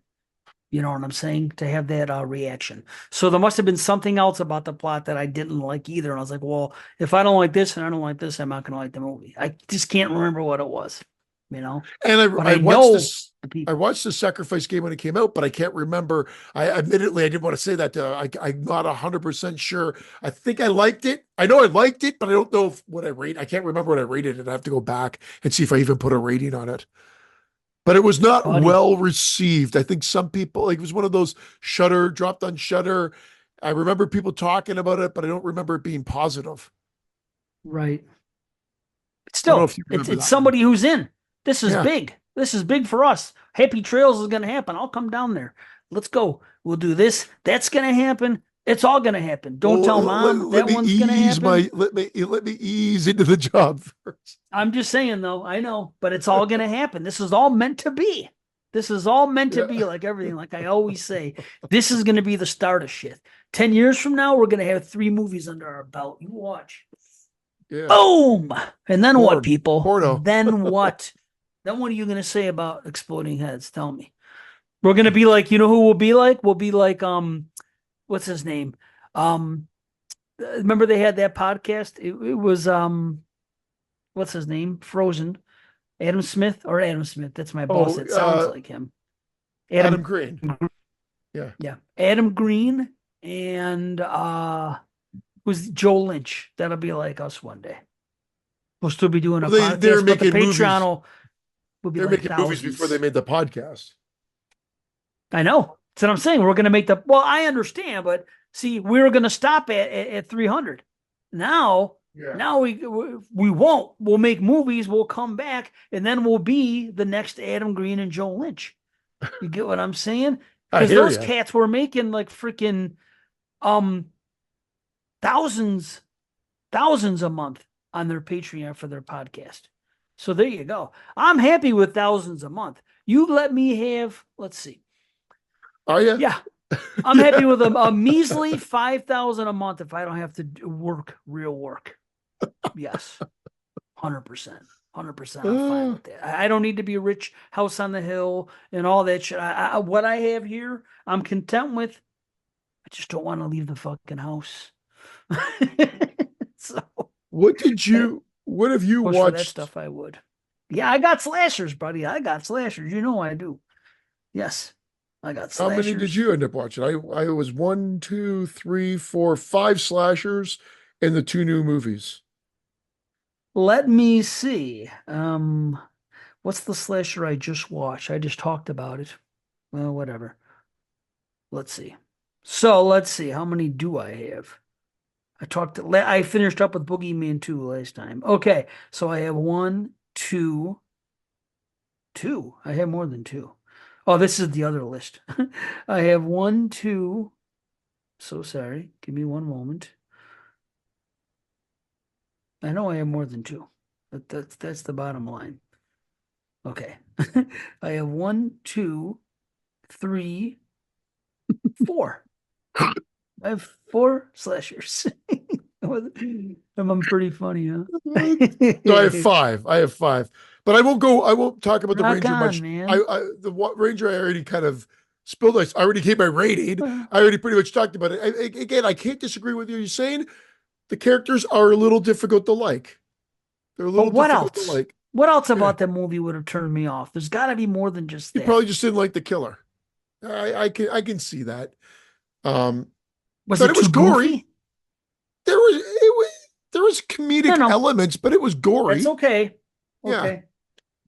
Hmm. So yeah, it's not, it doesn't overstay its welcome. It's pretty short. So yeah, it was good, but I admittedly said I gave this a 7. I was pretty generous that year. Yeah. But Well, it does help when you're watching a bunch of other slashers at the same time. When you're given ratings, you're looking at it, and if you're watching as many slashers as we are watching with right now, what the hell is even our numbers? I just added 4, 5. well, usually you watch a Six. movie, and if you enjoyed your time with it, it fits into that realm. If I've enjoyed my time with it, it's usually at that 7.5 range. 129 I've watched. How many have you watched? Slashers in total. Yeah. Um, Yep. and then if you like it even more than that, of course, your rating goes without saying. Everybody, I know I'm stating the obvious All here, right. goes All up. right. But I mean, ultimately, yeah. Like if I like something, if I enjoyed it, I'm talking 7.5. And then if I think it's Word. okay, it's usually that 6.5 range.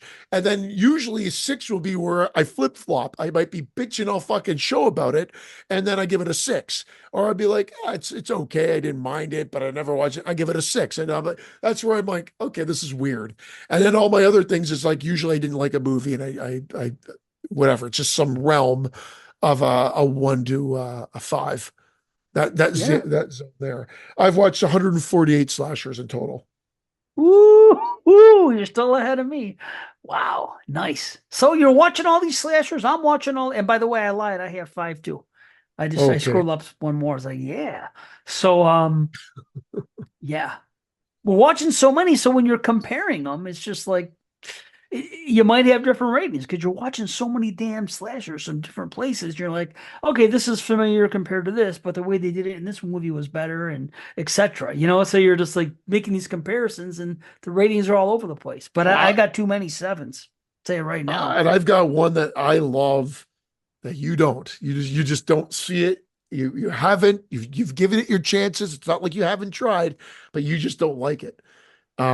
It's not And that one we talked about last week, is it? no. I'll get to it after. Well, Silent Madness? I don't know why I'm getting so Or cryptic. It's Maniac Cop 2. oh. Fair. I didn't hate it. I didn't No, hate it. It's you just, you just you know, you don't see. Yeah, I think I it's don't even just like the first one all that much. I possible. watched the first So one. I give it a 6. You I know, think the first one I give a 7, and I think the second one is better. I've always I've stuck with this that I like part 2 better than 1. I don't like 3. Three's the misfire of that, and it's because it ran out of money and they kind of just rushed the production, and so it doesn't have it really the charm that 2 has. 1 has Tom motherfucking Atkins as well as Bruce Campbell, but there's something more sleek and bigger budget feeling in part 2. And yeah, I might as well blow my bigger load here. And then you could budget.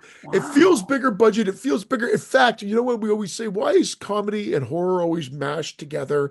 Why is that the two genres that always get mashed together? Well, this would be the perfect example of an action horror movie. There's just as much action, which is probably what turns you off. There's I was gonna car say, chases and whatever explosions, lots of yeah, fire and whatever. I mean, there's fire in Friday the 13th, but there's all of that fire. as well as a slasher film. But there's just so much charm, and I like Leo Rossi's character. They do off Bill Camp. Oh my God, Bruce Campbell too quickly, but again, they were trying to get it moving, and they were trying to kill the survivors of that first one and Wait, move off. I really like that. I really like the sequel. What are you waiting? didn't Bruce Campbell die in the first movie? No, no, he's the hero in the first one. Tom Atkins died in the first one. Tom Atkins died. Right. Yeah, yeah, and then he He comes never back in the dies second either. one. But I like it. I like the writing in this one. I think it's pretty damn smart. There's a lot of secondary characters, but it seems to work. You got that detective, you got that shrink. It's like you've been mashed in a slasher movie into like Lethal Weapon almost, and it's blended like Lethal Weapon like 2 or 3. It's just crazy. The way that they and it works. It works for me. And then Right. you've got that rap at the end just to put like this like so when you get like Ah, the ballad, the Harry Warden ballad at the end of My Bloody Valentine or the Madman song. uh-huh. You get your Maniac Cop 2 rap, which is fucking great. It makes me stay for the full credits at the end. And yeah, it's just there's a lot of charm. I like it. I could totally see someone not digging it. Like there's a lot of question marks. Like why the fuck does he look like Jason? And literally, they just wanted him to be Jason as a cop because he was more human in this one, and he kind of drowns and then resurfaces, and now all of a sudden he's like the undead. They don't explain it. You just have to go with it. But yeah, Oh it God. it's an 8 out of 10 for me. I I love it. Wow. I love Good it. on It's fun. you. That's Yeah. awesome, man. I'm glad you enjoy it that much. That's cool. I probably wouldn't like it because of the action. Like if it would have been like maybe more slashery than the first one or something. But when you said bigger budget, I was like, when I hear bigger budget, I was like, that might not do it. And then you said action, so it's just probably not going to be my cup of tea. Is all. It Like happens. there's kills and Just then like, and then there's that friendship. And then like just there's like it's just such a yeah, batshit crazy type movie, but it works. For all the things that they throw at you, it works. right on, man. No, I can dig it. Okay, so I'll do. You have three more, right? Yes, I do. Because I'll do quick too. Then okay, so the first one is Mountaintop Motel Massacre from Oof. 1983. Yeah. Man, I will tell you this. I really wish they would have gone with the real poster. Anytime you saw this movie at the VHS or the DVD, whatever it was always the other one with just the woman on top looking in. But have Yeah. you seen the original poster? I actually posted it up in our group page in the past because I thought it's so amazing. Look at that freaking poster, dude. Oh, I've never seen that. Dude, that's awesome. I know, right? It's freaking, and there's other ones too. This is the one that you usually see, Yes. you know, Yeah. which is actually more representative of the movie, to be fair. But I would still rather see that other poster, you know? I So, remember you liked this one. I talked about this a few weeks ago too, but I won't steal your thunder. But I mean, I remember you liked this one, so I'm interested in seeing if it's still well, a positive. I liked it. Well, I liked it the same way I do now. I rated it the same. I didn't go up or down compared to where I was before. It almost feels like it's as much of a 70s movie as an 80s movie. And it kind of has that motel Oof. hell type like atmosphere to it a little bit. Or like what's that other movie? What's the one with Robert Englund and the alligators and shit like that? It was the Eaten Toby Alive. Hooper movie, Eaten Alive. Yeah. Yeah, it just has that kind of a look to it or something. But it's about this woman. She was 3 years in a mental hospital and she came out and her daughter's like summoning spirits and they run this little motel. You know, they got a house. It's almost like the Bates Motel type thing, except they're connected right to it. It's a small thing, you know, but these are cabins outside. But so her daughter's like in the basement doing these weird things, summoning what looks like to be spirits, like witchy Yeah. type things and stuff. And she gets mad. She doesn't like it going on. And then there's an accident. She loses her daughter. I'm like, what the hell? And the locals are all suspicious. What's going on? Then all of a sudden, shortly after she dies, one night, all these random people start showing up, which, you know, it's usually probably not that busy, but you got this couple, this other two people, you know, so people start showing up. So now she's kind of, you got to think she's kind of becoming unhinged because of what just happened with her daughter. She was, you know, she had some mental issues before. So it's so weird because for the longest time, she's just messing with people, but in a cool way. She's uh, she can show up to anybody's room. There's a tunnel. She can do things in the rooms, you know, and she's putting rattlesnakes in there in one. She's putting rats in another one, roaches in another one, and she keeps getting voices from Laurie talking to her, almost like Jason's mom talking to him. You know what I mean? So, but is this is going on? It's almost an hour. We don't have a kill, Oh, except for what we see fuck. in the beginning, Yeah, the right? longest fucking hour. Sorry, I can't stay quiet. It's so fucking No, boring. It's a it boring takes a movie. while.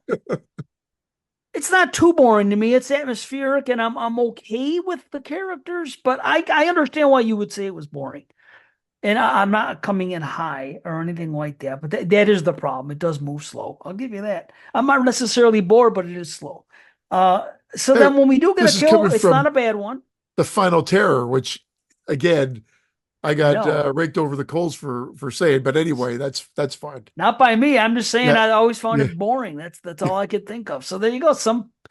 One person's boredom is another person's not. I don't know. Is that the saying? I'm making it the same because I can't go too high with it. All I can say is that I wasn't bored watching Mountain Town Motel Mess, but I'm not going to say one person's boring is another person's treasure because this movie's no treasure. I'm not saying that by any means. For the budget So limitations, they had a couple good kills and some good moments. yeah, a couple decent practicals and not bad. Honestly, they weren't bad, and then it just there's a decent climax, which you do tend to have in these kind of movies. But the characters, it's okay. It's just okay. At the end of the day, I don't regret my time with it. It's Yeah. a 6, so it stays where it is.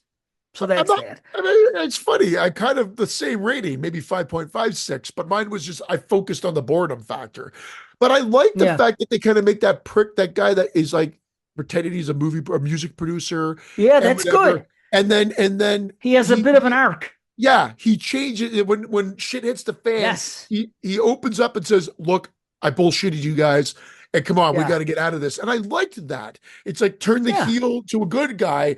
Like Yeah. we're all human, and so I kind of like that, and so I Hmm. give it credit for that. And again, it had a low budget, and there was some good aspects to it, but boy, is it leisurely paced, to say the least. And that hindered it for me that I was just like, get on with it. And there's a lot of characters that underplay their roles. So it just adds to that kind of monotone feeling where you're just, but That's fair. I'm pretty much bang on where you are. I don't like the rating's Yeah. not much different at No, all. I never said I liked it. I just said it's fine. It's not bad. It's, you know what I mean? There was a couple good kills in it. That's all. Yeah. Yeah, I can't And there's disagree so with many. that. Yeah, see? So, okay. So here's another one that I've always kind of championed, Malevolence. So, I tell you what, what's weird about this one is that it came out in 2003. And it's such good timing for this to come out because there were not movies like this at this time. I mean, you had the post Scream stuff and you had other things, but I mean, to see this movie come out in 2003, it was like a perfect time just for one to land.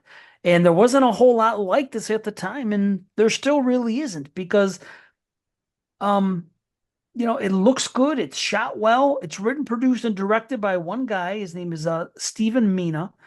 and it starts about a bank robbery, four bank robbers, a brother, Yeah. sister has a boyfriend with someone, and another guy. And a mom and daughter get kidnapped because someone needs a vehicle. The thing doesn't go as planned. So there is some character stuff in the beginning as well. We do have character stuff there with the girl and her brother and her boyfriend and whether they want to do it or not. And so it's not bad. That doesn't overstay its welcome with the character building. Um, there's some good music scores, some solid synth and piano score. Um, and then we get a sack head switch, and the killer is wearing a sack head, which is cool. See, this is what, and there's some good shots, good spooky shots in this movie. It takes time to get to that spot, but once we get into that part, it's like a combination of TCM, Halloween, and Friday 2. That's the inspiration. Some of the jump scares are done just like they would have been done in Friday 2. There's some bone stuff and some other stuff that's TCM like type stuff, and a lot of Halloween um like music cues and like him in the background type stuff. It's just I almost wish that there was an entire movie like this that didn't have the first half, the first act all about the bank robbery, and then that was just something different, or more of a traditional slasher. It would have been golden. Now he's done two other ones. This is the He did, trilogy, right? yeah, he put out Bereavement, which was the prequel to this. Yeah. Again, more of a character piece type thing, not a straight up slasher again. And I haven't seen the part 3 yet. It's been rated the lowest, but I am going to see it. It's on my list. It just hasn't come up on my randomizer yet. But there's a real good a final chase that goes on. There was a question I had, but it got answered in the dialogue. We get a cherry on top ending. But there are some elements of this stuff that really resonate well with me. They just do. It's just I mentioned those movies, Texas Chainsaw, Friday 2, and Halloween. It does it the right way without, and it's three different, movies. It's not just one movie. So yes, it's ripping them off, but it's not like gratuitous. It's like fans. You know what I mean?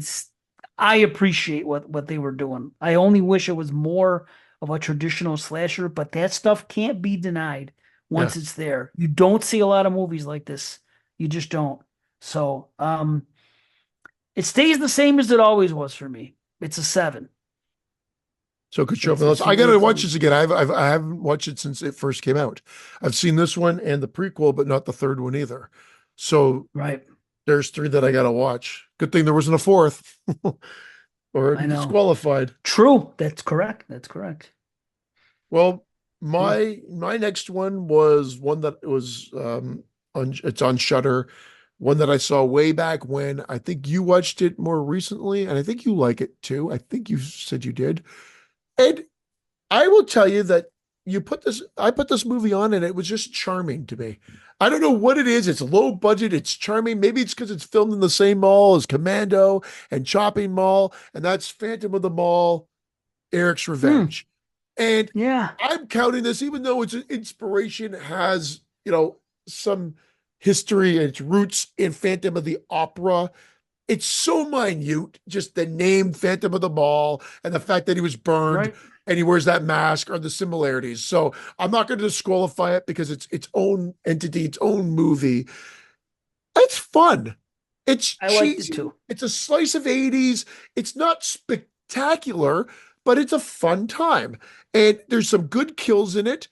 Hmm. And some good actors, some throwaway ones, but enough good kills, and it keeps my interest through the whole thing. And I I thought it was a lot of fun, and it has everything you kind of want from a slasher movie, all mixed together in that sort of perfect recipe. So yeah, it's nothing great, but I gave it a 7 out of 10.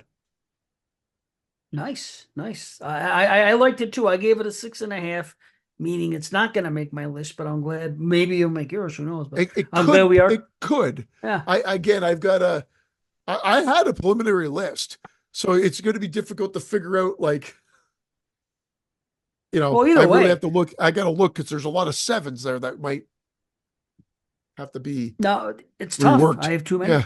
I have too many sevens. I don't know what's going to happen, so who knows what's going to make it. But that's why I'm so glad we're doing this, because you've talked about it, I've talked about it. It's both favorable.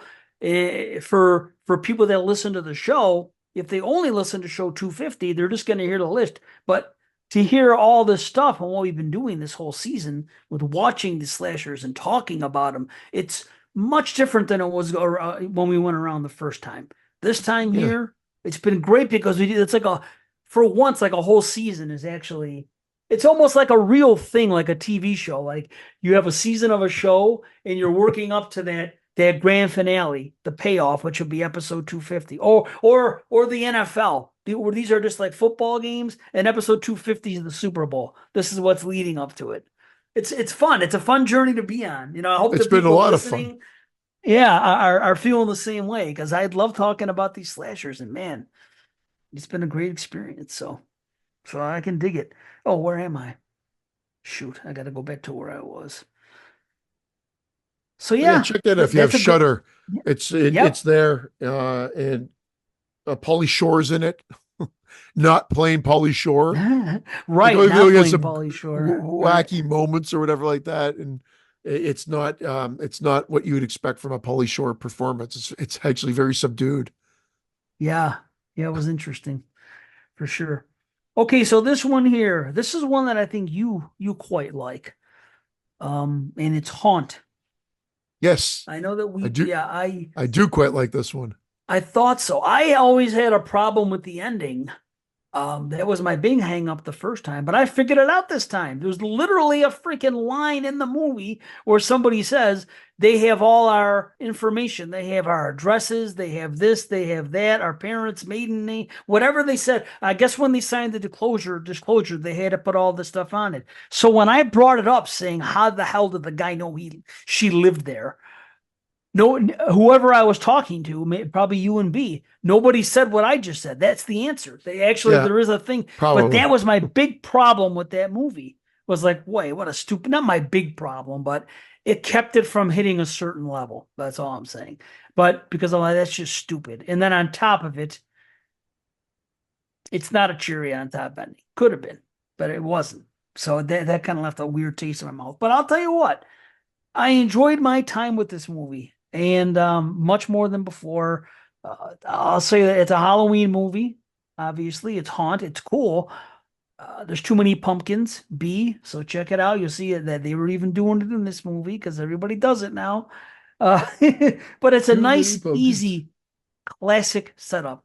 You got six kids, and they're gonna go to this haunt on Halloween, and the kids are fine. I like them, some more than others, but none of their personalities were bad. They were fine. They were just fine, as what you expect. Um, the missing girl becoming part of the what's going on in there was freaking pretty cool. And hoping to get great kills the last 40 minutes. Well, that doesn't make much sense. I thought the kills I can even were good in that. No, no, no. It does happen. Oh, no, I Okay. said hoping we get kills either in the last 40 minutes, because at the time there was 40 minutes left and we haven't really seen much in the kill department. So then I wrote that, okay, now I know what I wrote. Hoping to get great kills in this last 40 minutes. And then right after that, boom, okay, let's do this.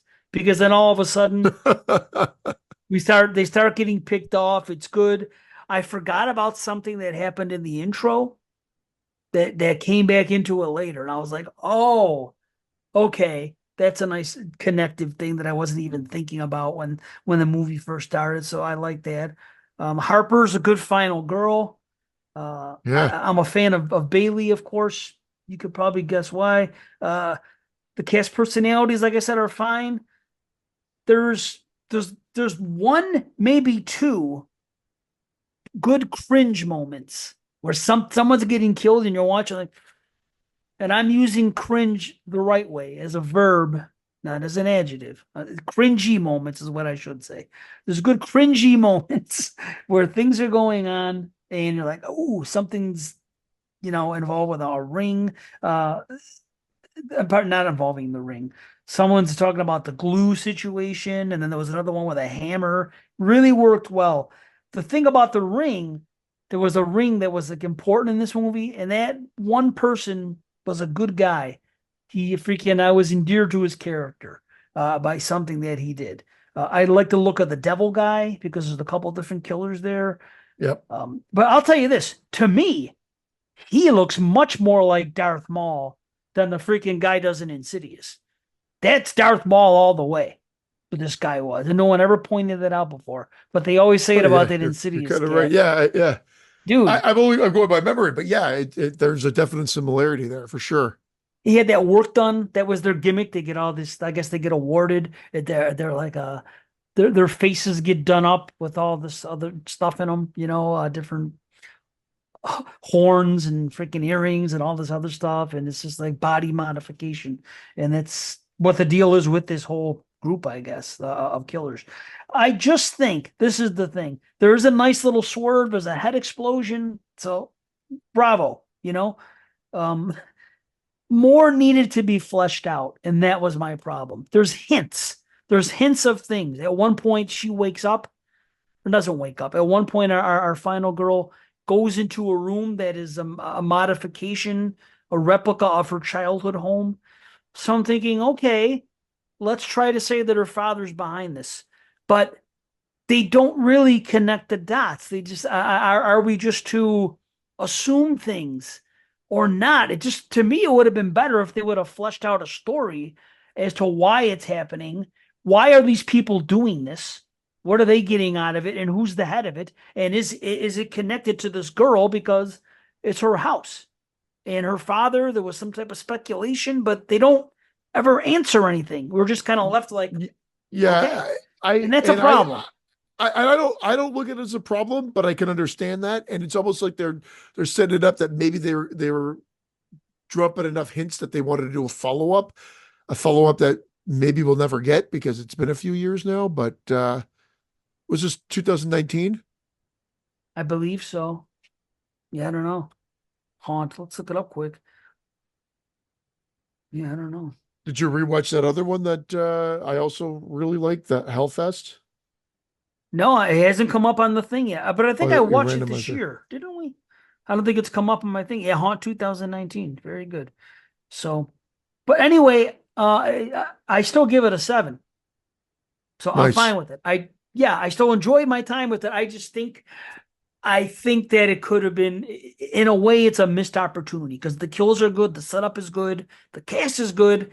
I just am a little bit unhappy with the lack of connectivity, and I don't know. It's just something Well, prevents it from getting a higher rating, I guess. I don't know. admittedly, and I'm going to leave out some of them here, but like Thanksgiving, Hellfest, Haunt, those three are three modern slashers that I really like. And I know that there's another one that I think we've talked about that we've liked, one or two other ones more recently as well. But X, of course, yeah, as well. And I think Eli Roth produced Haunt. Yeah, I think he was behind it as well. Yeah, so. he was. He did produce it. You're right. Yes, I did remember seeing that on the thing. Yeah. Speaking of X, the third, a week from tonight, it'll be out. July 3rd is the first time you can see it. Yeah. So I'm excited. I asked my wife today. I said, "Are you working on July 3rd?" She said, "Yeah." I said, "Okay, let me talk to Francesca tonight because I am getting the first tickets for the first showing you could see of that movie. There's no way I'm not going to be right on top of it. But I'm excited. It's a week. I'm looking forward to this one. Long Legs is coming, so that's. Guess what? I just watched the last 2 weeks, because they never saw him before. Like my friends, they've seen Black Coat's Daughter, but they never saw the other Oz Perkins movie. So 2 weeks ago, I showed them I Am the Pretty Thing, and last week I showed them Gretel and Hansel, and they both liked them both. They did, yeah. The Eye of the Pretty Thing is an odd one to show friends, only because I'd be worried that my friends would be bored. Yeah, no, and they liked it. They like that shit too. Well, I mean, they like, I've never really let them down with anything I've shown them for modern stuff. It's great.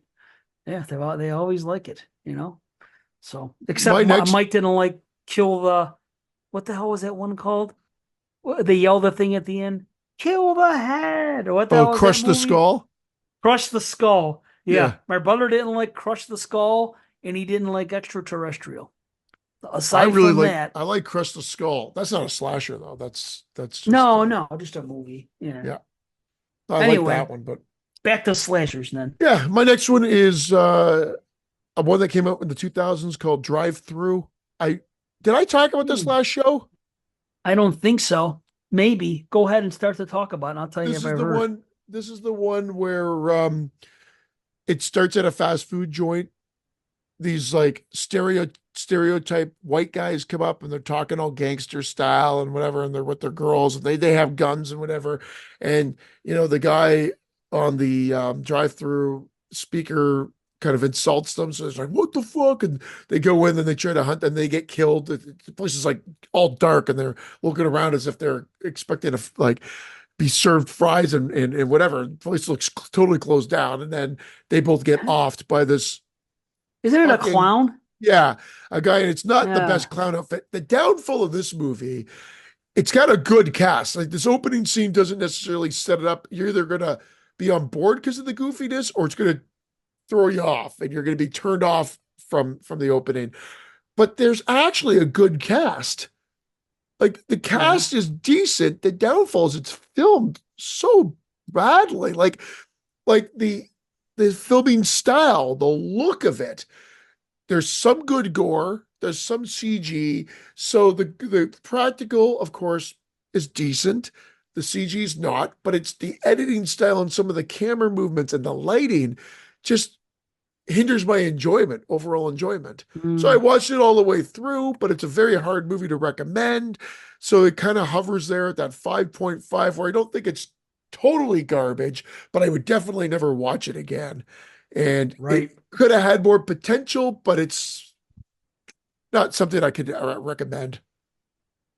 What year was it? Do you remember? Or did I you even say or believe no? 2007.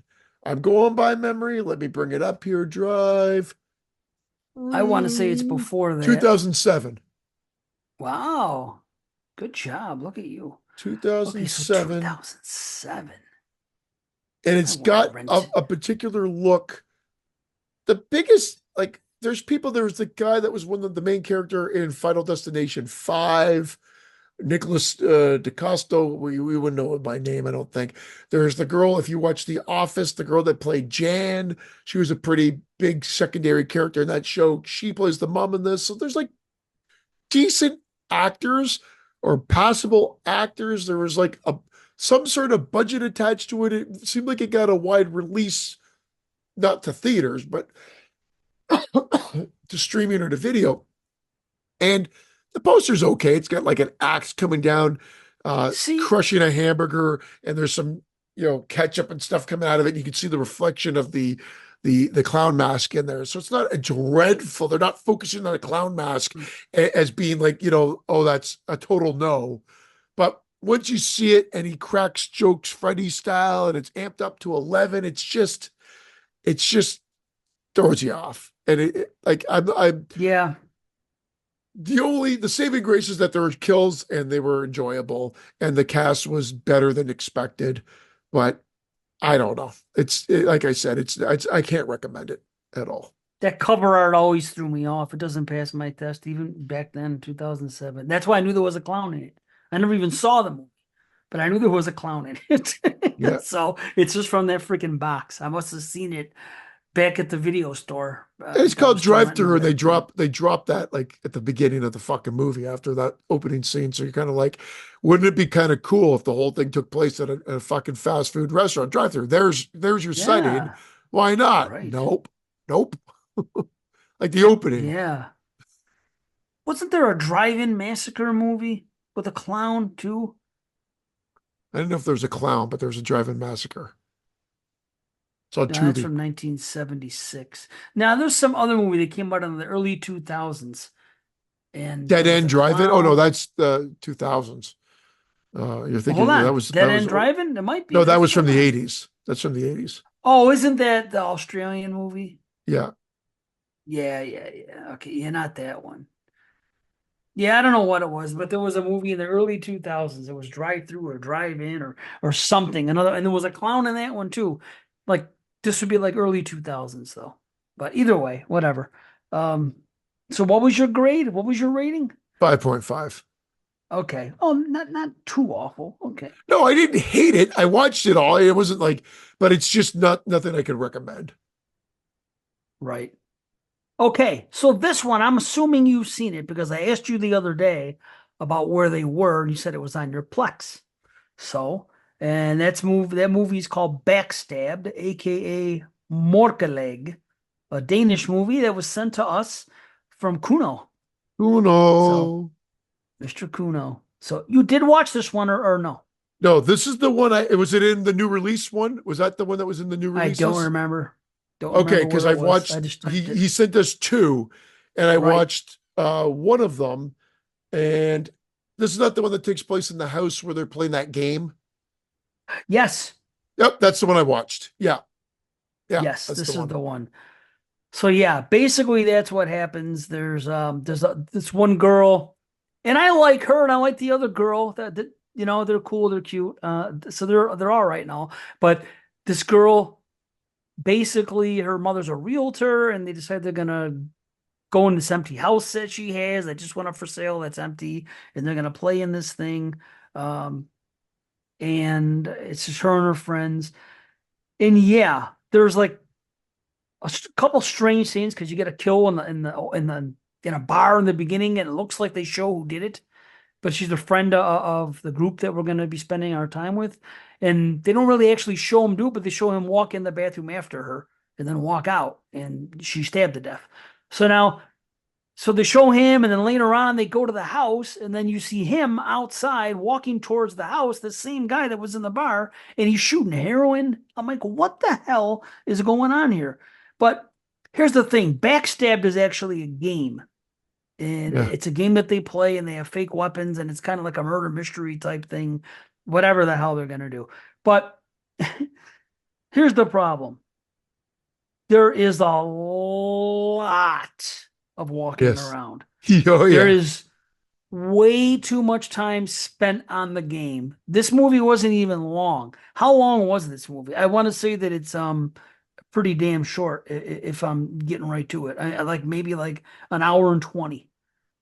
Let's see, I could be wrong. Oh, it was a TV movie. How about that? A Wow. Danish Oh no, TV it's movie. not.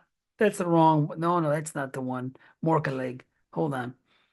Okay, it's an I'll get hour and 30 minutes. It's an yeah. hour and 30. I was wrong about this one. This movie should have been an hour and 15.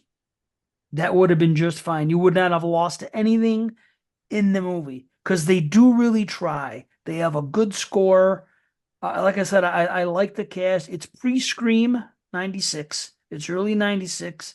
Yeah, So it doesn't have any of that stuff going on. You I know, it's know. just a It's regular, just a regular yeah, old slasher. That was what I reg, think that was what I mentioned in my take yeah, on it when we chatted about it a few months ago.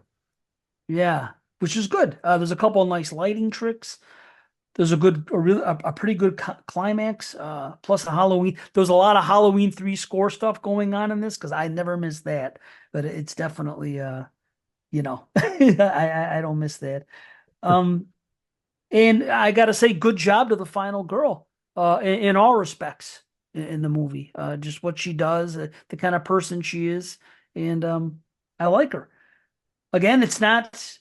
There's some other. There are some good things here. Even the reveal and when things do happen and stuff, it's kind of old school. It kind of reminds me of how it's not a silly movie, but then you get this reveal at the end that's like all kind of off the chart. It's almost like a little shining thing going on in there without any spoiling. But there's it's like when the guy goes crazy, he has his little. You know what I'm talking about? Remember? He has the I little Okay, I'll you give got you to a hint. remind me. I'll give you a hint. It's something that Danny Torrance would do. And if you can't figure it out, I'll leave it at that. Yeah, yeah, I So, think I remember that. I do. I but it's through the whole movie though, so it's not a really spoiler. But it's just something that he does with his friends, and it's just like this little joke he does. But then when there's a reveal later, then it goes a little. It's kind of like he becomes unhinged the way the guy doesn't like at the end of Popcorn. Remember Yeah, how unhinged that guy gets? It's a yeah. little bit like that. So, but it's fun in that way. But it's just too bad because there's POV shots and everything. But they spend too. There's that second act is boring. There's too much walking around playing the game that is completely not necessary. It really isn't. And they didn't even need. Okay, I guess they needed a red herring or two. I guess that it's a good thing. But it was just so weird. But I did enjoy it. I did enjoy it, but not all that much. I think you gave the same. I gave it a 6. I think you Yeah. said the same thing. I think that's exactly where I came in. Yeah. That I didn't, and again, it was a now kind of a positive 6, where I was like, I was fine with it. Probably won't Yeah. watch it again though in this case. But Right. I I appreciate. wonder, are I these haven't watched movies that other one that Kino said, which was I just had it up, but I just turned it off. But final hour, final cut, or something like that. I'll have to look at.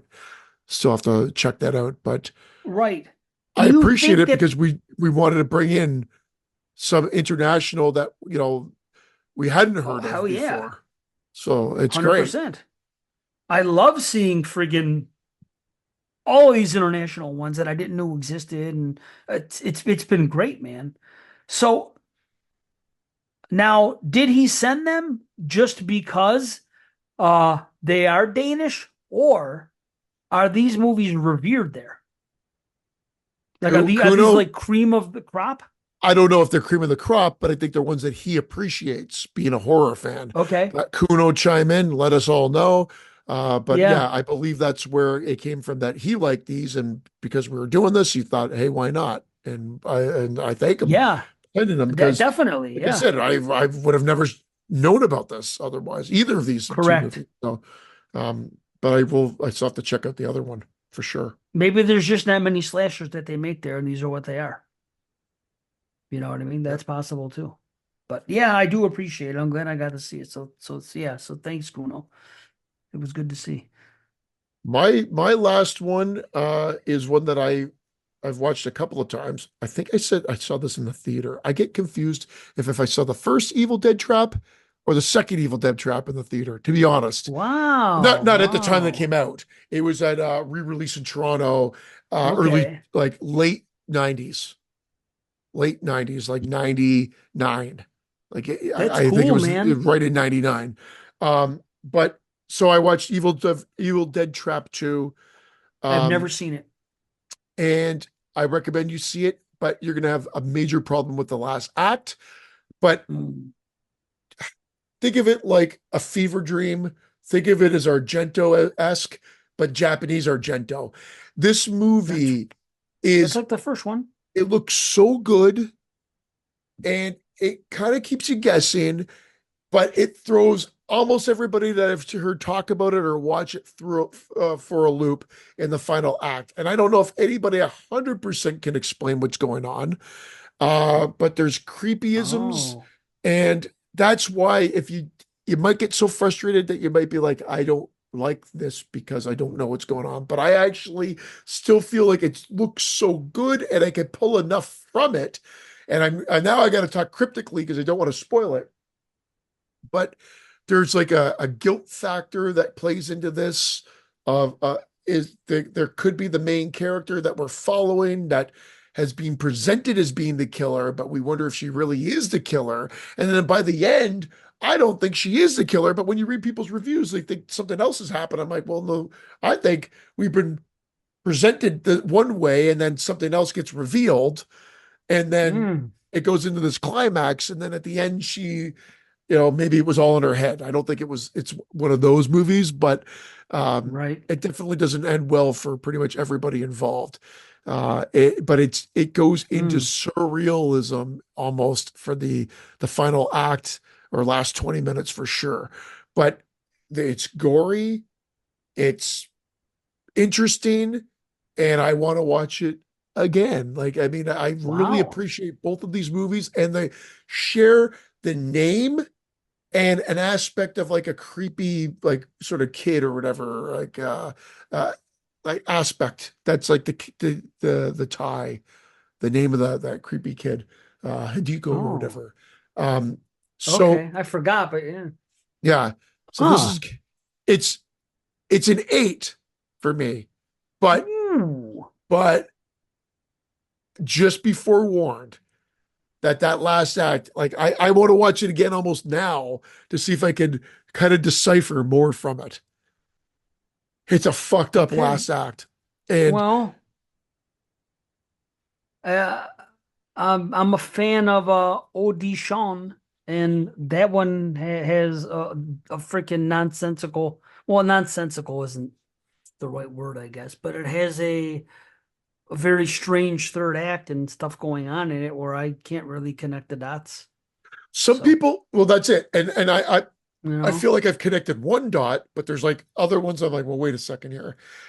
Why this? Why that? What the fuck? And then and like whatever. And so there are those moments, but because the movie's so good to look at and because it's entertaining and it's gory and there's nice. like the characters are they're you've got a little bit more to chew on there. It's definitely worth your time and it's definitely worth our listeners' time and chime in. But most people that have been frustrated, like most people that say or don't seem to be thrown off like, oh, I hated it because of the ending. It seems to be more like they're intrigued, but they say they can't piece it together. But it was so visually Right. stunning to them that Wow. they stuck it out. So that's where it stands, and it's yeah, 8 out of 10. And like Nice. Wow. I was reading up, and I had to double I check gotta while add we it. were recording that someone said there was a part three, but I've not been able to find anything to do with any part three anywhere. So I think someone must have fucked it up and thought it was something else. Well, I'm gonna add it right now. Now, every time I think I'm erasing one, another one comes up. Now I still have 65. Evil Dream, no, Evil Dead Trap 2. I've Yeah. always avoided it the same way I've always avoided Battle Royale 2 because I've always heard that they're just not as good and they go in a different direction. I'm like, well, There so I are just some that never did there it. are some that actually appreciate. I've read even reviews. People appreciate this one as much or more than the first one. Not a I'm lot, intrigued. not a lot. A few. I'm not there. I still like the first one more, but I like this one almost as much. Like they're very like I think it was Nice. like a 8.5, 9 for the first, and this one's 8. Cool, man. Well, I'm intrigued though. I'll be watching it. It's on the list now. I'd be So, interested. I'm worried. I'm just worried that it's gonna be you're gonna be like, I don't know what the fuck happened, and it might be a turn off. I don't know what the fuck happened. But I mean, well, if that's what it I'm intrigued about. can I find a way to connect something to something if I'm watching it? Can I come up with my own I think explanation so. where I don't think I, I got the rug pulled up? If I can I do that, then fine. I think so. Okay, well then maybe I'll do that. That'll Yeah. be fine. So I wanted to add these. I added some other ones recently. I don't know if you had them on the list, but I didn't think about this until I watched Dave Parker's video, which everybody should watch if they haven't, about 1981. As I've great watched as his 1980 the was. first 20 minutes or so. Oh, awesome. The day he sent it to us. I don't know if he's Right. released it to everybody yet, has he? It's out. Yeah, it's Oh, out. he did put it. Okay, I thought he. Yes. I just watched it from when he sent us the link. No, I And didn't even get to it on okay, time. I had too much going on. I started watching it after it hit the airwaves, if you well that will. one you can't. It's not like a podcast. Like, you gotta watch it. Right. Oh, I love That it. yeah, yeah, it's awesome. It's a video essay. Man. And Yes. the amount of effort and time he puts into it is deserving Mm-hmm. of everybody's time. Like check it out. And if you haven't, Yep, no check out doubt. the 1981. It's lots. Yep. And even if you don't agree with his pickings, they're his pickings. You don't have to agree with them. They're Right. his. But Well, he he makes covers valid everything. reasons as to why he does it, and he covers everything exactly. Right. So it's awesome. Like I mean, that you even said you go. I don't necessarily know if I would rank those. That doesn't matter. It's his pick, and he Right. even says he goes, Uh-huh. "That's what I like, and that's fine. So be So it. be it. That's Yeah. Yeah. and for some of us out there, there's other ones that I from the 1981 that I was like, I haven't seen that one, so I went out and I watched it. Sure. That Yeah. one that was like a total Dawn of the Dead ripoff. Uh, fucking, I'm forgetting the name of Cannibal something or other. I'm forgetting the name. I'm gonna fuck it up. Oh, Um, okay. All right. One ripped off the music, but oh, it's other the one. music and the look and and everything else, but it was just it's slow and dumb and stupid, but gory as hell. Yeah. I turned And it one of ripped them off the off. music. That's the one. Yeah. Well, that's what That's it the one. was. I turned it off. I go, this is I can't watch this. I couldn't get past it. Anyway, he was talking on this video about different slashers in this year, of course, 1981, and he mentions Dark Knight of the Scarecrow. And I thought about this, and I'm like, is that actually a slasher? And I just never really pieced it together. Is it a Yeah. supernatural slasher? That's how he feels. And if that's the case, I got to add it to the list and it's got to count. Does that make sense to you? Yeah, I thought I had it on my short list. Okay, because Uh, for whatever reason, I Dark Knight of the never. Scarecrow, and there's a 1 and a 2. It was a cash-in sequel that came out a few years ago, Yeah, but I mean, there's I know it a part did. 2. But yeah, I put them on my list. Dark Knight of the Scarecrow 1 and 2. Okay. Well, Dark Knight of the Scarecrow was on there for sure. Now, isn't I just never categorized it as a slasher, but it does make sense that it is. It's a supernatural slasher. It's just not traditional, which we get a lot of. And I don't know if you forgot about this movie, but Hellbent wasn't Hellbent a slasher? Yeah, yeah, the gay slasher. Did you forget about it or no? I did forget I had a about feeling because I did too. I it. just don't know why, but I did. Yep, I don't have it on here. Oh, no, I do have it on here. Hellbent. Oh, there you go. I do have it listed. Yes. Okay. Well, here's one that you might not have listed. And it's my last one. I don't know if you're going to have it or not. It's called Moonstalker. No, I definitely don't have that one. Aha. Well, I got to tell you, the title alone Yeah. Do I want to always add threw it? me off. Yeah. Always threw me off. It always sounded to me like it was going to be some sci-fi thing or Yeah. Moonstalker. Right? It just has a Yeah. title that turned me right off. I'm like, no. Well, check this out. Well, this ain't going to save it much more, I'll tell you that. But this is the IMDb. Oh my Christ. Another visual for everybody out there, but it looks like a Yeah, really bad Herbert Lom Phantom of the Opera mask, but with both eyes exposed and a horrible font. Like nothing about that screams Dave Z's gonna watch it, to be honest. you're right. You're right. But here's But the what was thing. the result? Well, I'll tell you this. See this mask here? I actually wanted him to continue to wear the mask because what he does midway through the movie is he It's so assumes somebody fucking else's horrible. role. It looks better than that is on camera. Like a Yeah. killer couldn't have a crazy mask that way. Anyway, this movie starts out there's a reluctant family trip. Well, the father wants to be on the family trip. It seems his two teenage kids and the wife do not. And they meet this guy. They're out camping and it's wintertime and they're cold. And maybe it's not winter. Either way, they're cold. But they meet this guy that's like kind of near them and he has his mobile home pulled up.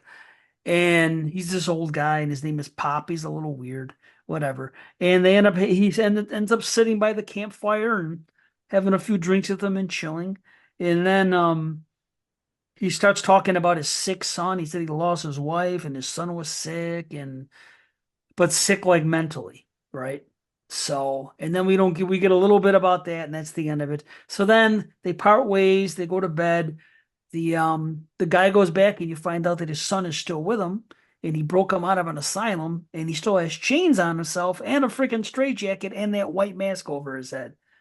Who put the And white then mask on? I don't know, I guess they put it on at the asylum. It's kind of weird, but that's what they had him wear. So he lets this kid loose. Next thing you know, the people that just took him in, he goes over there and this all happens in the first 5 minutes, and he murders the family, except for the girl who was outside getting high and having a can of beer listening to music. She gets away. He starts chasing her after that. Holy shit. And the guy dies, right? The guy Pop, because he wants to steal their TV. They actually go and kill them just for the things they have, which is like a microwave and a TV and something else. It's kind of silly, but that's what they do. Jesus And then I Christ. couldn't figure it out till later, but the guy drops dead. And I was like, what happened here? And I read it in the on Wikipedia that he had a heart attack. But by watching it, I couldn't tell. No, this isn't a bad movie though. I know Are I'm you making it sure? sound. Because I look at the cover. I actually brought the cover Dude, up I on know. my computer, and now it doesn't look like a paper mache mask. It's a material mask. He looks more like a material pumpkin head. I don't know what the fuck's going on here. It just looks so fucking horrible, this cover. Well, hold on a second here. Now, that's just one picture. This is the picture that I saw first for year. All It doesn't right. look much That's better, what I Dave. saw. I'm guessing you don't think that looks much better? Are you kidding me? You don't like the look this that's an 80s poster through and through. Look at that. You don't like that? No. What the fuck is wrong with you? Okay. Hmm. Well, this to me looks like a freaking a VHS or a DVD color, the cover that they came up with, and it looks bad. But this was the real one, and I always it always kind of reminded me of the For company of those Wolves for those posters. listening and not looking at the video, they both look horrible to me. But Dave seems to like this other one more so, where you see the Yeah, reflection of the killer Moonstalker. in the moon. I didn't even realize that. I just saw the girl and the people Uh, camping behind him. But you're right. The guy is in the moon. Mr. Melancholy. How about that?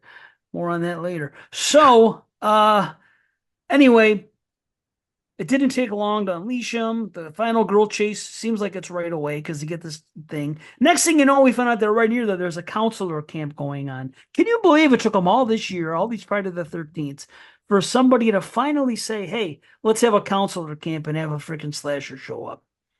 And that's what they do here. But it's really nothing like Isn't Friday that what 1 they or 2 in that is that what they respect. do in Friday too? That's what I'm There's saying. a And 1. oh yeah, I'm oh saying yeah, okay. since then. Yeah. This is 1989. You know what I mean? So it's you think that'd be more, something used more. Either way, Has so we do Michael see a or counselor directed anything kill. else? Sorry for I don't know about that. We do get another quick kill and then a disguise. So the guy actually takes on the disguise. This guy is looking. He's one of the. They consider him the Annie, like the Friday the 13th. He gets lost and he's trying to find his way, and it's dark. And instead of pulling into the camp, he pulls into the freaking where the other people are camping, where the killer is. So what happens? The killer freaking kills this guy and takes his identity. He has a cowboy hat and dark sunglasses on, and he takes his identity and doesn't and takes that stupid mask off, and that's what he looks like the rest of the film. oh God. So the score combo isn't bad. It's kind of a combination of Halloween and Creepshow. But we get a no gore double kill impalement, which sucks. No gore. A backstory about Bernie's family. Bernie is actually the guy. We get a campfire story about this kid Bernie. Bernie and what happened. I know, but it's Bernie. Yeah. Another no gore kill in the tent with 2 people. A double kill in the shower. An unlikely hookup, which I thought was kind of cool. They made an attempt at some character stuff with a couple of the characters, and I appreciated that.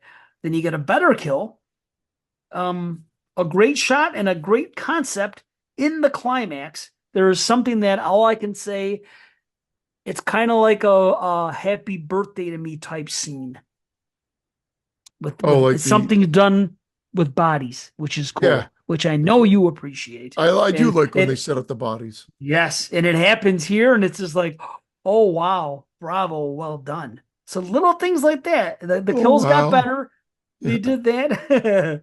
um, Another nice surprise, a little trick used by the killer, which I appreciated, and a silly cherry on top at the end.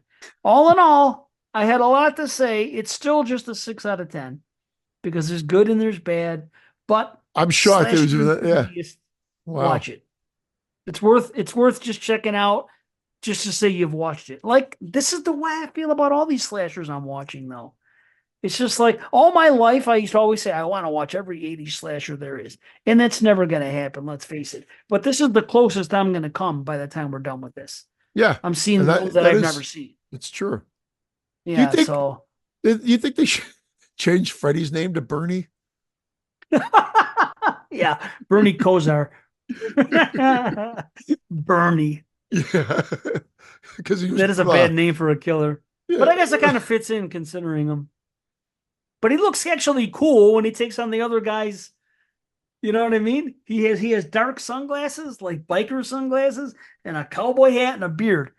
Yeah, I don't know. It's Well, crazy. I'm I don't we're gonna jump into these. I don't think we could call these necessarily to be feature like they're feature reviews in the sense that they're new movies and whatever, but I don't think the time we spend on them would be indicative of anything different than the movies we just talked about. But why don't we jump into the 2 that we Let's do watched that. for the show? And the first one would be, I guess I if I wanted to be official, I would do this properly. And of course, I'm not ready because I wasn't going to do it officially, but now I've changed my mind. And it is, I saw the TV glow. Okay. And what is interesting about this, so from 2024, and it is Jane Schoenborn, I think I said her name correctly, follow up to We're All Going to the World's Fair. And the synopsis is teenager Owen is just trying to make it through life in the suburbs when his classmate introduces him to a mysterious late night TV show, a vision of a supernatural world beneath their own. In the pale glow of the television, Owen's view of reality begins to crack. And I really enjoyed this movie. I don't think this is a horror movie. I know you've said that. I know you've And said that. I seem to be alone in this. And some of the people said there's horror enough. And I don't know what that means because I didn't get. Wow. I was going to say that. To me, there was enough. Right. That's so weird. I was going to say it's horror enough. I swear to God, that was what I was Interesting. going to say. Wow. And I was thinking that as I was watching it towards the end. I'm like, okay, if it would have had a different ending, maybe it could just be straight horror. But I mean, how can you define that just by an ending? But it goes not straight horror. That's unfair to say. This is like drama, and this is like Well, it's horror. anything but straight horror. Sorry. And it's a lot like um theoretically, it has the same theme basically as the first movie did. It's just done Well, differently. and I It's the think this same one was theme. even more personal in the sense of like going through transition.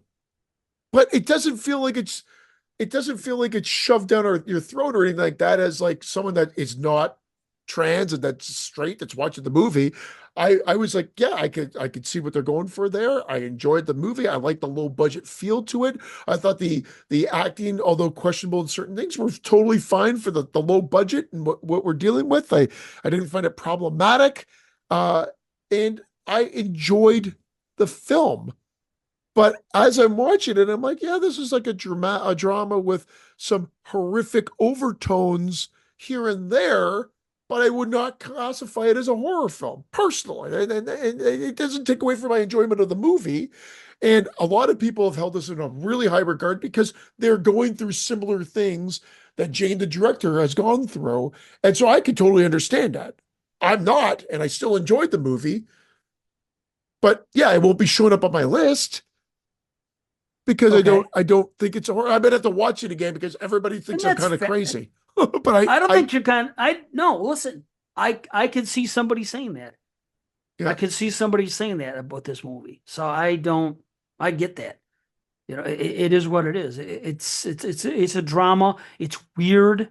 It's kind of like watching. And again, I've only seen that movie once, but part of it reminds me of a little bit of Donnie Darko or something. It's just a little off kilter and awkward. But there yeah. are some horrific things that go on in it, and ultimately it's the kind of horror like the first one was. Like we're all going to the World's Fair. But to me, the World's Fair was creepier, and I actually enjoyed it more. I'll give you that as a spoiler. I don't dislike this Interesting. movie. I just prefer, and I didn't know anything about the director or anything about trans, so I didn't even know. None of that stuff crossed my mind once watching this. You didn't know So any I of don't that know. going into this? So that's like, I mean, not that it's all over the No, place, but that's ultimately like uh what yeah, if you read well, I guess if you haven't read anything about it, you wouldn't know. no, I didn't know. I just took it at face value, and I didn't think anything about it. I mean, I realized the one character was a male, and he would have been a female character, but that's just obsession with the show, and that's just obsession or mental illness, or is it real or is it not? Which is exactly like what happened in the last movie. So the director just took the same themes, and this has a bigger budget, and it's a different kind of movie. I actually preferred the way it was a one person show in the first one, and it was done a found footage type of way, But at the same time, I respect the visuals of this movie. So, and I do love visuals and trippy things like that. But ultimately, uh, I have a better understanding, I think, of the first. Here's the thing, you know what this reminded me of? A combination of that, and there was a show called Channel Zero. Remember Channel Zero? Yep, yep, yep. Did you watch season one, Candle Cove? I believe Okay. so. Yeah. Well, it was similar where these kids watched a TV show when they were young, and there's something going on with the TV show. So I kept thinking about that with this, about is it reality or is it not, or what's going on? And but I also noticed all kinds of decent. Here's what I liked. I liked that it was a start, and then it was 2 years later, and then it was another 8 years later. I liked that. Instead of just seeing the same two characters that we saw in the first freaking 15 minutes, we got to see new. We got to see them as older and different. I like that timeline, the way he jumped around that way in order. That Even was cool. even when they jump around, and I feel like they've jumped in, he might be like 30 years old, but he's walking around as if he's like 60 or 70 years old. See, well, it said 20 years later. Oh, So, it did. but yeah, Okay, yeah. But it's still yeah. meant like, when you've been 40 Well, it would have or been 20 years from the moment where he said, "I have a family of my own now, and I buried my father in 2011." So I'm guessing it would be 20 years after that. Because it said 20 okay. years later, and that came after that scene. So he was a family man then, with a young family, I'm guessing, at that time. And I'm guessing this is 20 years later. But he wouldn't be. I find it Yeah, weird that he would look that way. And of course, it's the same actor trying to look like he's, I don't know, 60 yeah. or I don't know. So weird. All of that stuff at the end, I didn't get the way I wanted to get it. And there's one thing I didn't understand. It was all really her and her obsession and her believing that this was going on, or it was going on. That's debatable. What I'm saying is it was really her all the time. And when she presented things to him a couple of times later, he was like, "No, this is insane. It's a show, blah, blah, blah, blah, none of this." But then there was this one scene, and I don't know why they showed it, but it was about the final episode. And they showed him watching, and all this crazy stuff was happening. And his father was trying to pull him away from the TV. Remember that? And then it got him in the bathroom and he puked in the thing, but static came out. What was that all about? When was that Well, supposed to have happened? I don't know. I Because I that don't doesn't go know if that. along with it. And that was probably the first horrific moment. And I was like, if this is what they're considering horror, it just seems offset, like off kilter, and it's more unsettling because of the sound design than anything. But I was like a little bit like, yeah. Again, I we're not. We could probably try to do a deep dive. I'm not really in the mindset to do one. But I Fair. also, my thought process was like, we didn't even know if we're going to be talking about tonight, but everybody's been saying that this is the movie of the year. Like, not everybody. Let me rephrase that. I'm rushing too broad of a stroke here. A lot of people are calling this the movie of the year. I just, I guess I enjoyed it more than what, definitely way more than We're All Going to the World's Fair, which I thought was just a bore. And I couldn't get past that aspect of it. And this is not necessarily the most entertaining in the sense of like it's leisurely paced. It's got that fairly same sort of tone, but there's just more going on. And because maybe it jumps time and there's more characters, it kept me a little bit more invested. So I enjoyed it more than Mhm. We're All Going to the World's Fair, even maybe substantially more. But what I have a problem with is, like I said, it's just I failed to grasp, I guess, where it starts to go unhinged a little bit. Like that scene was the first. I don't know if it was the first scene, but it was the first really weird sequence. Well, with Like, him, it didn't make sense. I could buy anything she was saying because, in my opinion, she was in a different mind state or a different plane of existence, whichever you want to take. You know what I'm but saying? I So think that for it was her, that's fine. sorry. But for him, no, I'm saying for her, it's fine because that's her mind. But he was grounded where she wasn't. And he was literally just telling her a few minutes before that, this is insane. It was just a show, etc. And Then she says something about the final episode, right? So then they show the scene where he seems to be engulfed by it. I'm like, okay, so did he just go home now and watch it for the first time? He did. He never was his favorite show. He never watched the final episode, and it engulfed him. And even if there was the case, even after that happened, he left, and then he met with her, and then Maybe it's like no, a no, no, drug that then. happened. No, it Maybe, happened prior. He tackled her on the 50 before that, which that scene yeah. was great. He tackled her right on the 50 and he ran off. Okay, because this is He what my ran note away and then was. she cries and then she's not back in the movie again, correct? I think you're right. Because Yeah. then, yeah, then he goes And and it he just says, "That was the follows last time him. I saw her." Yeah. Right, and then I don't. This is my note. Don't get seen with dad in TV because then nothing else happens. And then narrating own life, which does happen. Because they talk about if you're narrating your own life during the movie, he ends up actually in the movie narrating his life to us, which I appreciate. That was Yeah. cool. It's psychological horror, if anything, but that's what it reminds me of. It's cool stuff. Um, and I like how in the beginning she says, "Don't apologize." Remember that point in the movie when he said he didn't get something, or he thought that they were what's the name of the show? Pink Oh, Opaque. Because I yeah. thought they were the Pink Opaque, and he goes, "No, they are." Or no, they were part of it. And he goes, "No, they are the Pink Opaque." And he goes, "Oh, yeah, sorry." And then she said, "Don't apologize." Well, at the end of the movie, he keeps apologizing to everybody. So are these tie-ins? Are these tie-ins? And I'll tell you this: the freaking whoever did this movie, well, it's her. She's a big fan of the Smashing Pumpkins, a big fan, because this is all freaking. They played that cover at one time, which I've never heard anybody cover a pumpkin song. There was a Tonight Tonight cover, but not just that. The moon thing in the big bad, I guess, in the moon, it's called Melancholy. Well, their album is called Melancholy and the Yeah. Infinite Sadness. So, And I'll go a step further. Tonight in their video for that song Tonight Tonight, which is actually played in this movie but a cover, there is a moon man in that video doing the same thing, making faces up in the moon like the original that landing of when the ship goes yeah. in the moon's eye. That thing, Yeah. it was something like that, which is what this thing was Trip to the modeled moon after. or whatever that was called. Trip to the moon, right? So she is a big Pumpkins fan, and she has all this stuff in here that's pumpkin stuff. So I appreciated that. I'm like, okay, that's cool. And I liked the band that played. Both of those bands that played when they went to that concert or that bar and those bands were playing. We spent some time with the music and I liked it. So I liked a lot of the stuff and I liked a lot of and the story I liked too. With Maddie and her obsession and what's going on here.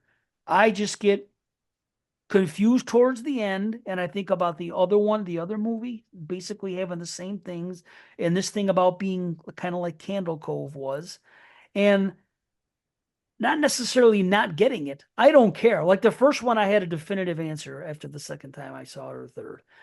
Or this one, I'm guessing it's all the same thing, Well, but maybe they're just I think she's on record in saying it's allegory for the journey of transitioning. okay. So I Yeah. didn't think about that whatsoever. I just thought about somebody just like the first movie with mental illness. That's what I'm saying. It's either mental illness or she is going into some other plane of existence. The girl was Maddie. You know what I mean? Because she was obviously obsessed with the show. How that would be a trans thing, I have no idea. The only thing I could think of is the only thing that was trans at all would have been the guy, not Maddie. Because they showed him a couple times dressing up in that thing and she put the thing on the back of his neck from the show and he was wearing something feminine. And then at the end with the slice and whatever, I guess. I think I mean, that's yeah. I think if that's what her that's what vision is, fine. yeah. I think that's where what she was going with there. That's that's the horror enough. I think because it's a visceral shot. And again, this is a spoiler, guys. You know we do this, but just so you know, where he physically cuts down almost like Videodrome style and opens up his. He doesn't. He does do this. I don't know if it's not like he's alluding to it. He's doing this physically, and he opens it up, and it's like literally what TV static or TV glow that comes I out don't know of what him. it was. TV glow, Yeah, but something. that's what it is. Actually, really well done. But because of Hmm. that gore effect, I think, it's horror enough. And there's some other unsettling parts, but it's if you take that out, I'd even be one step less horror. That's the one big thing. And him vomiting, like Yeah, I think him vomiting that yeah, was like, the start. It's like, laying the gravel of the beginnings of what's happening. And it gets there, maybe he's stuck, and he fully it realizes at the end, and that's what he's going through at the end. And then there's a lot of the childhood trauma that they don't dwell upon it, but it's there. You can tell no one seems to have a really good childhood. He seems to be kind of close to his mom, but the dad seems to be kind of distant. Yeah, abusive. Like, whether he's abusive, he just seems to be very distant. yeah, And like doesn't the mom's like, oh no, not tonight. You like, just based on the body language of the dad, you're not going to stay up to watch that movie or show tonight, and whatever. And right. then you hear her parents yelling or the dad yelling all Oh, the time, everything else he as said that's well. for girls too. Yeah, So it's that for could girls. tie Yeah, into the trans thing. Never yeah. thought about that till you just said that. Hmm.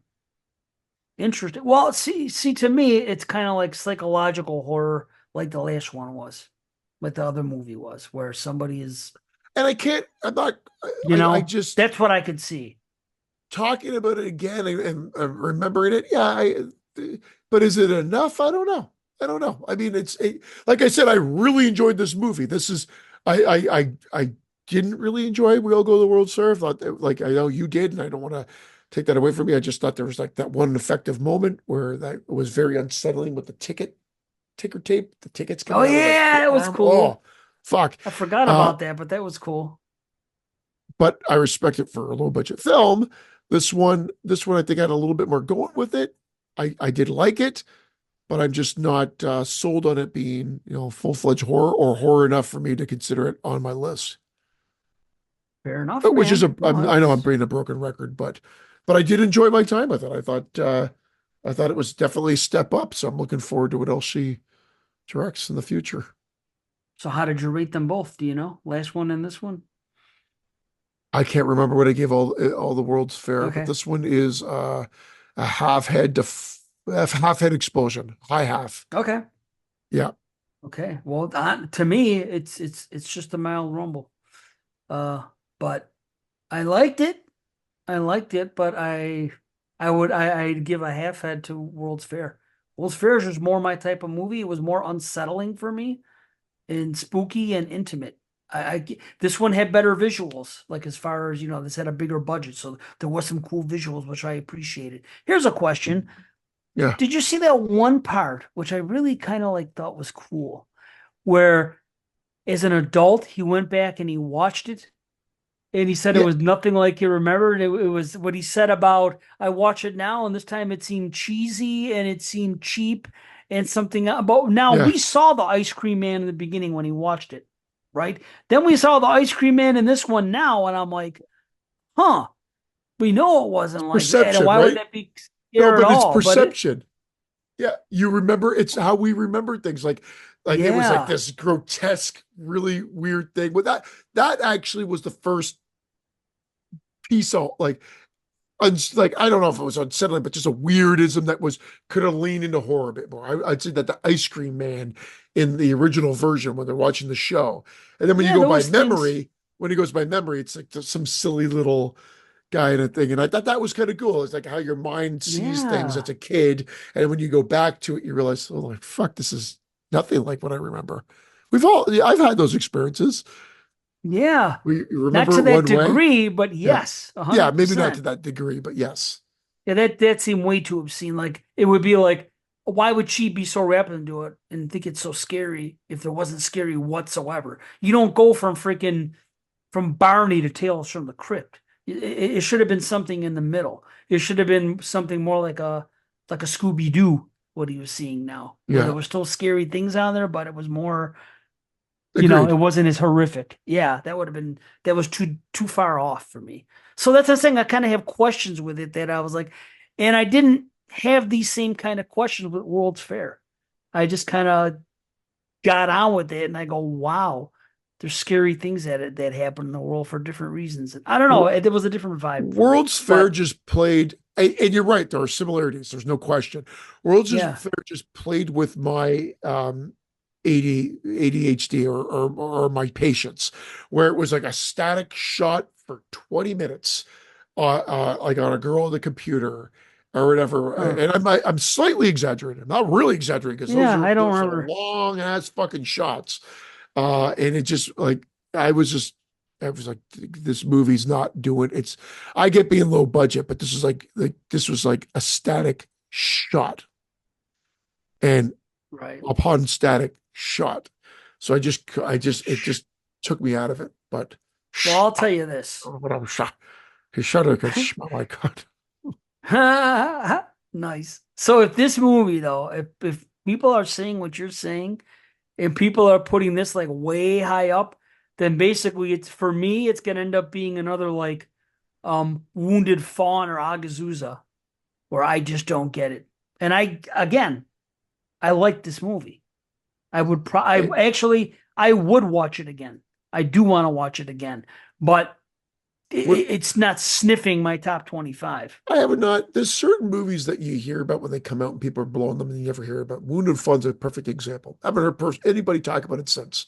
Haven't heard one Right. person talk about it since. In fact, we usually get pretty decent viewings and listens on our shows. YouTube's so the our listens are definitely more. The Wounded Fun is it has taken forever. It hasn't even broken like that barrier that we usually break within like a week or two. And Yeah. so that just tells me that no one's interested in that movie. There you Not have enough it. of a draw for people to listen to that episode because every other episode doesn't seem to have that problem. Wounded Fawn, yep, it's just sort of hovering there. Not The only one that's rated lower is B's show. is mine. Uh, Having said all that, I think we could skip the next movie because I'm fading really badly, and I Okay. don't think I'll do it justice. And it's a bit more of a heavy movie, and I know you didn't really get it, so I apologize. I I know you I watched it. can't rate it. Oh, I okay, can't even rate it. How about that? But I perfect. could tell you it was well made, well Yeah, shot, well acted. It was probably a good story. I just 5 minutes into it, 10 minutes into it, I can sum it up by saying this. I had no idea what was going on at all. I never saw I had so much dialogue, so fast, and so you know what I felt but like? you didn't get the Remember? basic. But It's like Exuma, everybody. It's no, Exuma, so you're not left out. Exuma. It's on Yeah. Shutter, and you know what? It's so funny because I don't think it's that difficult. Like I'm surprised. Like I'm a fool. maybe, no, you're not a fool. It's just like maybe you're Uh, thinking that it was more intricate than it actually was. I It's couldn't keep up. essentially It was too intricate. It was so many things going on. I couldn't keep up with the freaking even reading the subtitles and then trying to figure out what they were saying and what the plot was. And it was like four things were being said at once. And I don't know who this character was. This, so that's all. So I had a problem with it. And interesting. I watched the whole 2 hours, and I didn't know. I appreciated some of the things, and some of the stuff in the third act was pretty badass. Some good visuals. So I appreciated that stuff, but I can't give it a rating. You know what it reminded me of? See, I'll say one thing before we go. Do you remember seeing The Phantom Menace the first time and going in the theater, and when the freaking crawl comes on, long time ago in a galaxy far, far away? And I remember reading the first three, four sentences of that freaking thing and going, what? They were talking about a Trade trade wars. federation Yeah, and yeah. something else and something else. And I remember even 20 minutes into the movie not knowing what's going on, but being okay because everything looked cool and it was Star Wars. And then to this day, I still don't 100% know what's going on with the Senate and every freaking asset of that shit. But it's okay. I still enjoy the movies. But that's what I can combine it to. Like right off the bat, I was like, "What?" And I never got to understand it. At least Star Wars, I came around in the movie, and I was like, "Okay, well, this, and this, and that doesn't even matter. It's insignificant." What was going on with this movie? I was just like, no clue. I'm a fool when it happens. It happened to me last time with another Korean Maybe I'm going movie, to I think. oversimplify it, but ultimately, I don't want to get into it because we can go Yeah, we deep gotta dive. But I go. mean, it's ultimately, yeah, I didn't, and maybe I took it to face value, but it was about Funny. ultimately an evil being buried at that site, And by them unearthing it and doing something at that site, kind of unleashed that evil. And then the evil got loose and then essentially haunted them all and wanted to be reborn in that baby. And that's pretty much, I mean, I'm really bare Oh, okay. bones talking very quickly through it. And of course they're trying to stop it. And then they become like the prey that he essentially goes through, and then they outsmart it and Prey. they stop it. Well, in the sense of, This is better than the prey. yeah. Sorry, I couldn't help it. Oh man. Anyway, but yeah, we're not that won't be we won't even consider that a review or anything else. But just No, we watched it in hopes of talking about the show, but I don't think we'll be able to do it justice to deep dive. But it's one of my standouts of the year, and it's definitely it's long, but it's gory and way less characters die than you would expect. Yet yeah. there's enough gore to satisfy people and Mhm. enough crazy imagery, and it of course looks beautiful because every movie from South Korea seems to look beautiful. True. Yeah, it's a me problem. It's a Dave problem. I had problems with it. Don't listen to me. Watch the movie. Yeah. It just happens to me sometimes, like once a year usually. Anyway, Yeah. that's that. We love you guys. We're gonna get out of here, and we'll see you next time. Next time, Yeah. I know for a fact I'll be saying something about Maxine. I'll either start off the show really hot or hot, Yeah. either really high and excited, or I'll be sad. I mean, I think I'm gonna be excited. we'll have to just wait till we both see that, and that will be our next show. Yep. No question. Yes, yes. Okay, well, much love. Peace out. Take See care. you guys soon. Later. Manchichi, manchichi.